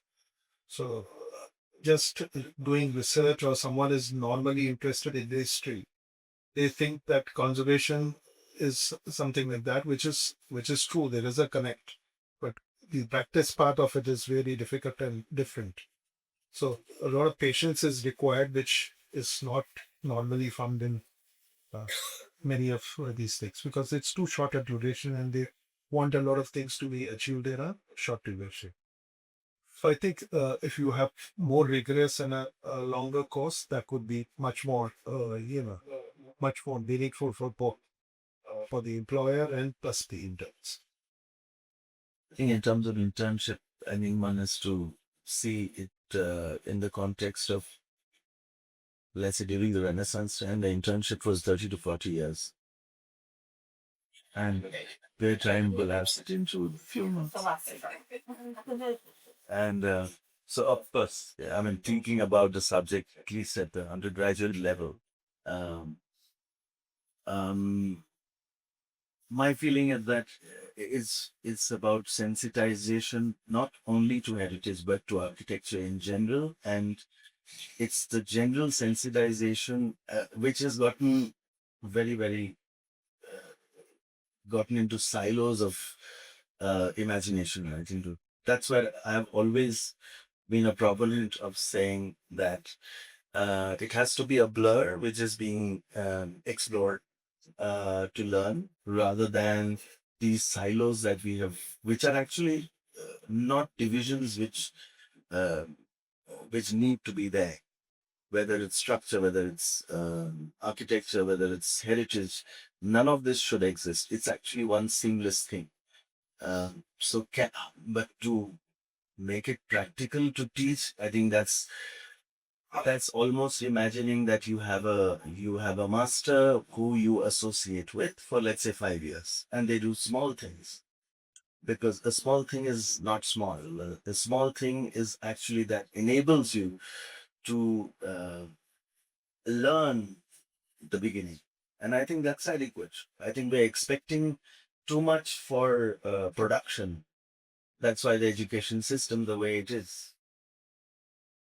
You know, before I'm going to look back, I want to say something about teaching. Had been on many different boards of reviews and boards of review and those kinds of things. One thing that I feel very strongly is this idea that you go somewhere and study some village, something, and you talk about caste in very rudimentary ways. You talk about like oh, the courtyard house or this house or whatever. It's the most asinine way of thinking about architecture in the world. And this is so prevalent across architectural education and design education more broadly. I think once, I mean, Kenneth Frampton's office used to be near my computer when I was at Columbia. And I didn't know that he had thought about craft. And I wish I had the courage and actually the wisdom to go and spend time. But he said something really interesting, which I think applies to conservation, which is that you have to, when you see somebody building something, you have to understand for yourself, where is the craft? So people will see that craft in different places. So he saw it in the joint, the load bearing joint. How did that person think about load bearing? And that shifts historically. It shifts across materials. It shifts across communities. It shifts across economies. And that level of thinking is far more important to understand as a potential practitioner and as a potential architectural historian than that kind of what I call fake ethnography. I'm sorry, I'm very adamant about this. I feel very strongly about it. Um, the kind of ethnography that you just kind of paste on to a project to say, I'm being culturally sensitive.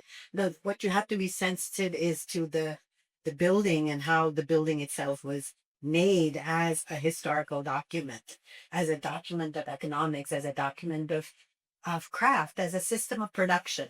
It emerged out of a system of production, and it's a structure that's going to be producing social things to begin with and much more further. So let me open this up to the audience. Please ask your questions. There's a woman right here. I love that. Thank you so much. Please say your name so that people have a sense of conviviality.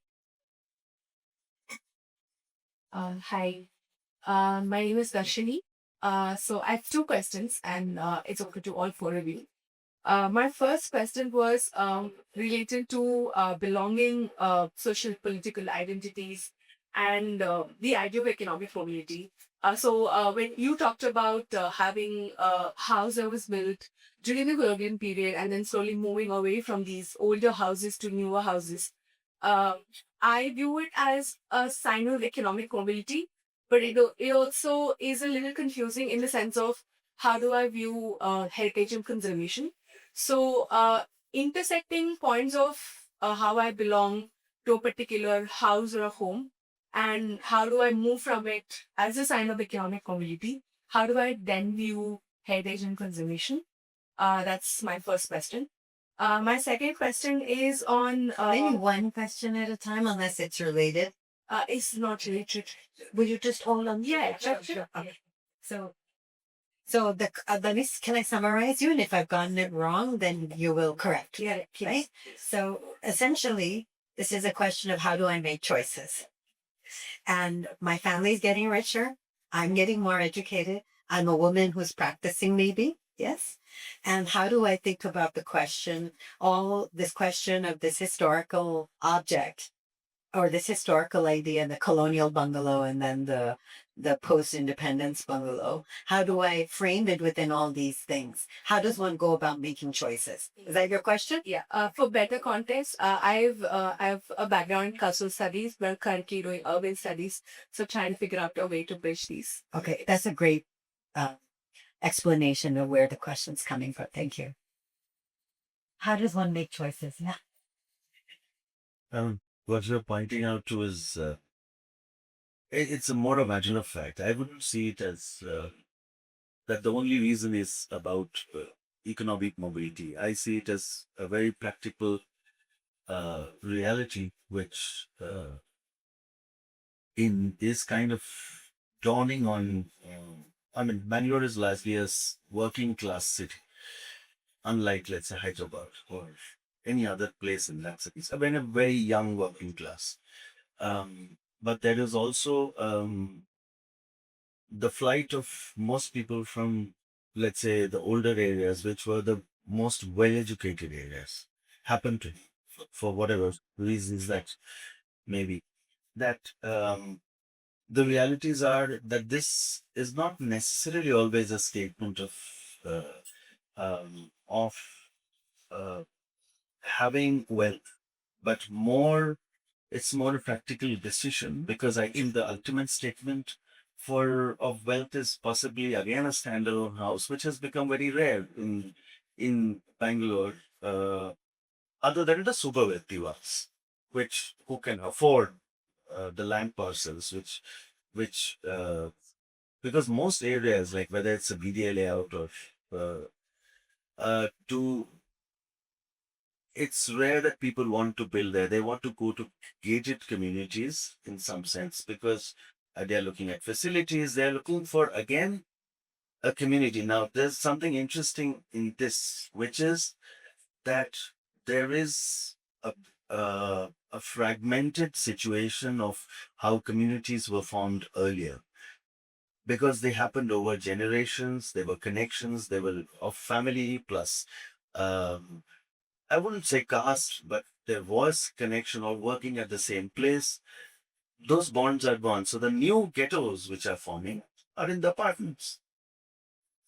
So we will find which is community formation, which is by language and region, literally getting sold out for the entire block to a particular community because they're friends and they kind of have similar values.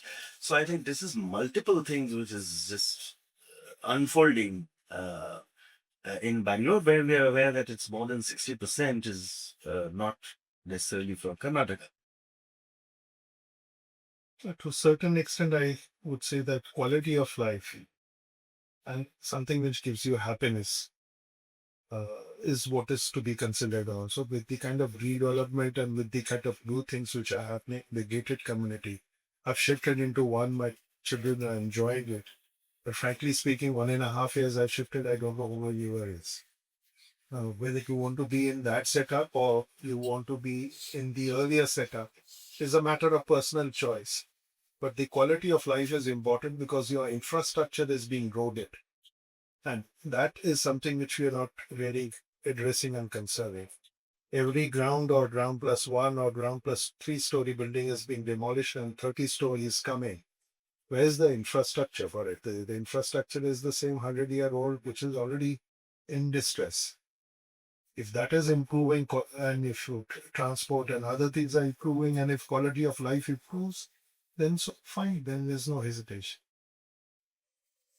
Would you like to say something? Yeah, I think it's already been answered, but in terms of heritage context, I mean, I was interpreting it assuming that if you're moving into a better modern house, what do you do with the old one?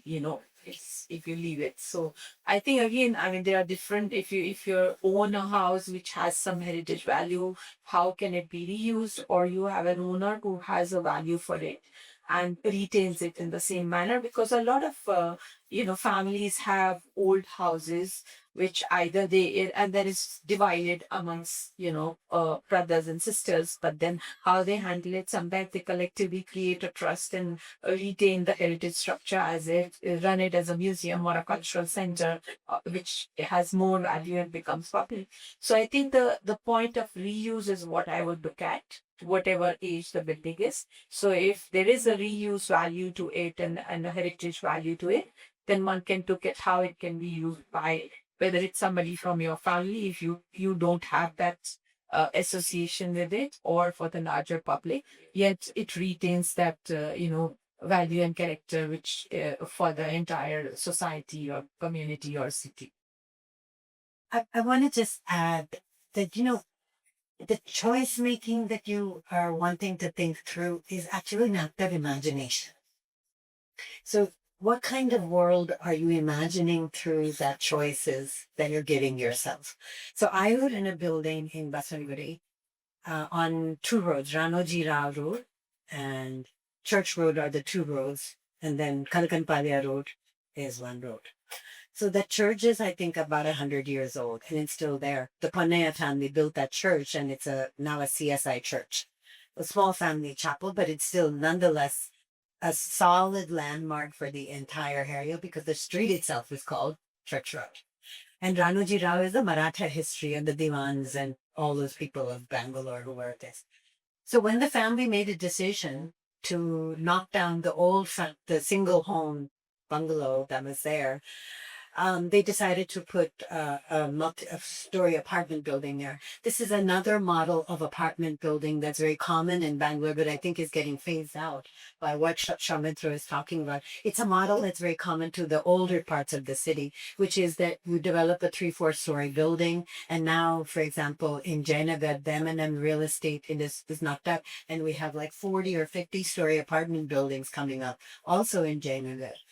So when their family decided to build this house, their imagination was that the centerpiece would be Dr. Madhya Ponnaya, who is 95 years old this year, and is one of the early female GPs in that part of Bangalore. And she's known all over. Every day, 3 times a week, she walks to Institute of World Culture and gets herself 3 or 4 books and reads it. Around her, the entire building also congregates. But the Ponnaya family members are 4 or 5 people who have apartments. It's just a 25, 30 apartment building, and we all have apartments in there. So the decision to live this way was made by the Ponnaya family, not just for themselves, but for everybody else who's come along. So that imagination, I would say, it's not problem free, but it's a really beautiful way of living. So for example, the jackfruit that comes from the jackfruit tree comes to all of us. The avocados that come to the avocado tree. These are just tiny little imaginative acts that knit together that old heritage of a church for a community and a private family home. Now, trees, which are the for everybody. I like this. This is just, it's an act of imagination. There's a gentleman back there who wanted to ask a question.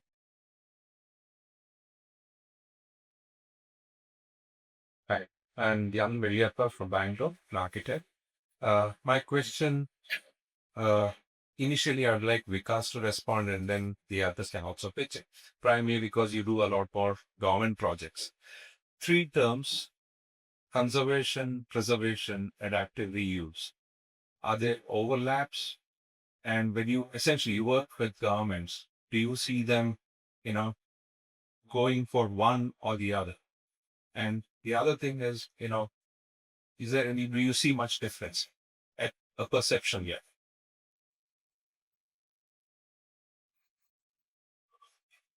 I really don't do much projects with government, so just very few I've done. But I take your question: conservation, preservation, adaptive reuse. Conservation is what we all try to do. Preservation is just impossible because that's monuments. Preserving it and conserving it as how you inherit it. So that doesn't happen unless you're dealing with archaeology department. Uh, the third part is adaptive use. Yes, uh, in cities like Bombay or anywhere else, it's a Western concept of adaptive reuse. We don't have vacant or empty properties. And if they have, with like the whales and other things, it's a different story. The real estate is much more larger. But having said this, I put the existing museum into a better shape, which was through this thing. I've worked with several other institutions like KM Hospital and other things. So you do try to repair first, restore the overall character, and the third is refurbishment. So all the three R's are done with sensitivity of what is minimally required and what their needs are.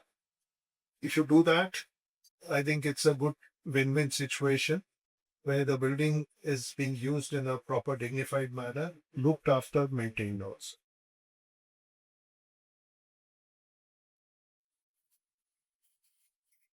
There's a gentleman here, then we'll ask you over. Okay, sir. I'm just was trying Please to. state your name. I'm Sham Gandhi. I'm an architect. I was just thinking about this question. Let's take an example of colonial buildings. So before that building came into existence, there were many a time there were local settlements there, which were wiped out to make that projects. And then again, there is as Shikha ma'am was also talking about the sensitivity or collective consciousness of the society. So when the society want to take over it again, so how do we negotiate that? So Let me just try to sort this thing. Talking specifically of Bombay, you had older fabrics which were not so permanent or temporary, so they were removed out for many ways. The City Improvement Trust wanted to improve things after plague, and that's how things were planned. There were conservative surgeries, a patriarchist model also, which was experimented to improve the city. So everything was done with the intent of improving the city. A very specific example, which would have been very challenging and debatable, which made me rethink how to understand heritage is, you had the fort walls, which were there from 1720s to 1860s in Bombay. That's the reason why the area was called fort. They were demolished. So suppose had they come to the Heritage Committee, would the Heritage Committee would have allowed them because they were there for the last 200 years, or they would have said no? The interesting thing is, after knocking them down, we have heritage, which is grand public buildings, which are now the World Heritage Site. So that's the reason why I started saying yesterday's architecture is today's heritage. So that's, if that is what is happening, if you're having good urban design, if your city is benefiting, you can allow some of the old to go. But if the city is not benefiting and it's only for individual greed, then there is something which is going wrong, which needs to be addressed. And you have to be strong and you have to be vocal about it. Actually, I'd like Shikha to pick up this question, but I want to add a little bit to your question. So many buildings we'll speak about the areas where you've been working in, but across India come out of very problematic histories. It's not just soft histories, like a lot of Rajput buildings are completely riven by gender and by caste, things which we find very problematic today. The courtyard house, for example, one courtyard it was a gendered space largely, right? Women's space was the courtyard, and they were not allowed to come out into the forefront. How does one negotiate? That's also part of what you're talking about. How do you negotiate these histories with clients, with yourself, as you make this? You also did this with the Panopticon at the Freedom Park, and I'd love for you to talk about that too, please.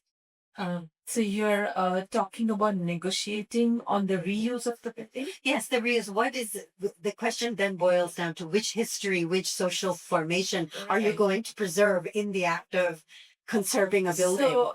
I mean, again, what we target is, as I mentioned, the value-based approach. Now, I'll give you the example of, say, City Palace Udaipur, which is a structure that was built from the 16th to the early 20th centuries. When we mapped it, there were 13 layers of historic fabric that we could record, and 5 major phases where, the Maharana said, okay, now this entire palace upgradation. And when we are using it for the museum, so then you figure, okay, which room and what story to tell, because all stories are important and all layers are important. So that is how what you decide is we have a value-based system, and you understand what has been the historic value through various times and where it also reached its peak or was most used in a certain manner, and what would be relevant for its current use today. So basically the history that we would focus on for a particular representation would be that prominent phase, whereas the rest is still recorded and placed. Now there are various ways, you have digital, so the entire record is still available for anyone. But when you're looking at a particular space or a particular area where you want a dominant narrative, especially in a museum curation, then experience is important. Then we looked at the phase where it was built and where it was at the peak, maybe the art form that it's reflecting or particular aspect. Yeah, I want to pick on something earlier, which was about, let's say, the Mareshwaram area. And because I think this morning Vikas was telling about the 100 plus architects coming together and having a kind of elaborate discussions about. So I think it can be a fantastic idea to, especially when the pattern is already emerged that areas are being lost and certain anchor points are also. I mean, if we look at the Nolly plan, there is, whether it's above the void or the anchor institutions, which define the memory of a larger region, and that can be defined. Then, yeah, then you have to go around with a begging bowl and get on with CSR funds, or to strengthen and not to lose that layer of history and identity, which otherwise would be erased to nobody's gain. And I think that also is, and any kind of erasure like that is um, kind of reduces um the character of a city. And because I think it's these multiple layers which, so it's not the physical building. There are oral histories which I think Ishita is here. She's been working on it, and I think there are multiple layers of these things which have to happen simultaneously. So physical is just not enough. We might only be the instruments for that. In Freedom Park, it was so there was the competition went into selecting 5 shortlists, and then there was one very radical scheme, which was Edgar's scheme, which talked about erasing everything and making it into a Maidan, which is a fabulous idea, which making a public space which anybody can appropriate, but everything was erased. But of course, theoretically, it was an amazing opening. But yeah, it was erasing it completely. So I think these are Those things are very beautiful because they prompt a rethinking of the idea itself. yeah. because this idea of the Maidan as open space is incredible. Um, I mean, there it was very clear that we were clear that it's a complete reversal of role somewhere where you contain people, punish them, and close off everything. There's full security, and suddenly now it's open.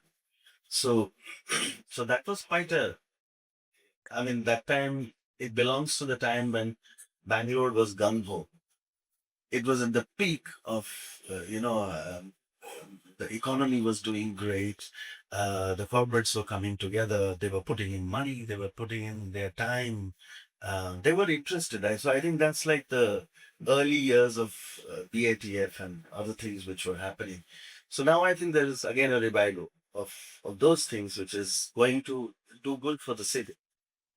We have just time for one question, and then I invite you to just come into the floor. I'm so sorry. She had her hand raised. Please. This is our last question. Hi, thank you first of all for this nice, slow, reflective Sunday morning. I'm Ishita. I'm a design historian and a curator. And I think my question builds on a lot of things that have been said. We've spoken about patrons, we've spoken about people who are invested in the project. I want to ask, what roles do you take on for public participation in terms of programming? So I think policy also got covered. And the public over here, which I'm referring to, has shown eccentric moods. There are protected sites where public goes and prefers to write their name and declare their love for their partners. And there is public which goes to Big Brewski Hennur and appreciates that as a conservation or an adaptive reuse project. So how do you as practitioners think about the after life when you think about conservation, adaptive reuse, and the public which doesn't necessarily connect at all with these sites? Yeah.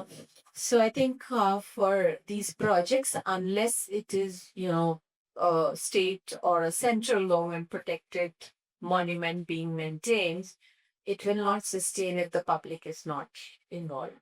And whenever we work, I mean, our approach is to engage the local stakeholders in whatever way possible. Like in case of Jaipur, inside the chopperies, when we were doing streets, development, the heritage walk. So we had within that garden placed all the proposals, and we invited all the choppery members to come and comment on that and suggest any changes. And there were people from other chopperies who said, oh, why can't it be done in our choppery also? So we try our best to, involve public. In case of Kondapalli Fort, which is down in Andhra near Vijayawada, we were given the project of the fort, but we found that there is a village below which is doing these, toys, wooden craft toys. So there was a craft and a socio-economic involved, which could be because the government wanted to promote it for tourism. And we suggested that, integrate that. So we did a mapping of that village and how many people were there working, whether they could have, souvenir spaces within the fort when it starts running, and how they can be connected. So we try our best. I can't say that it's always successful because these are government projects. At times, I mean, we feel bad. Their stakeholders' engagement is just limited to getting them in the, in a conference room and thinking that they've done the thing and nothing is followed. So those disappointments are always there, but we always try to engage the public. I think when we are doing projects, if we keep the doors open for public to come and see it, that's the best thing to do because they'll understand the awareness. It happened specifically with stained glass project. On a Saturday, the public were free to come and have a look as what work was going on. And with the press covered it also. So there was a lot of awareness and this thing. So these are one ways. The rest is we can hope and pray that they are booked after well, because as an architect, you have certain responsibilities. You can't take beyond what will happen in future maintenance and other things. We do give suggestions of having a kind of a maintenance contract, like the fountains which are restored. You drafted the manual for them how to appoint a maintenance contractor with a conservator on board. I think that was most crucial, because if they just give it to a contractor without a conservator, then it'll be back to square one. So I think it's an observation which I have felt that conserve buildings a lot of times because they are appreciated and more populated because of the gentrification. It is seen as a space for the privileged. So I think it also calls for on the programming side to be much more inclusive, because more and more it has become almost a fetish for only a segment of society to revive, and it has become important uh, for to have these, but they have not really opened their arms in for what it's inhibiting. It's still inhibiting for people to, let's say, to go to a cinema. Same as the way it's inhibiting for them to go to BIC or here. So those borders. So the biggest challenge is actually that. Because a lot of these buildings, Bombay, of course, is very lucky. Delhi has a lot of buildings which were public administrative buildings. They're really on the street. They have a huge body in their lives. Bangalore doesn't have that. It has very little. They're mostly private small homes or things like that. So I think it's that part which has to come in so strongly for that history to become part of everybody's identity, and not just for us to just say, wow, this is great, you know? I thank the audience for sticking around and coming and spending time with all of us. And I really appreciate all the questions, and to the panelists and to the team at MAP. Thank you.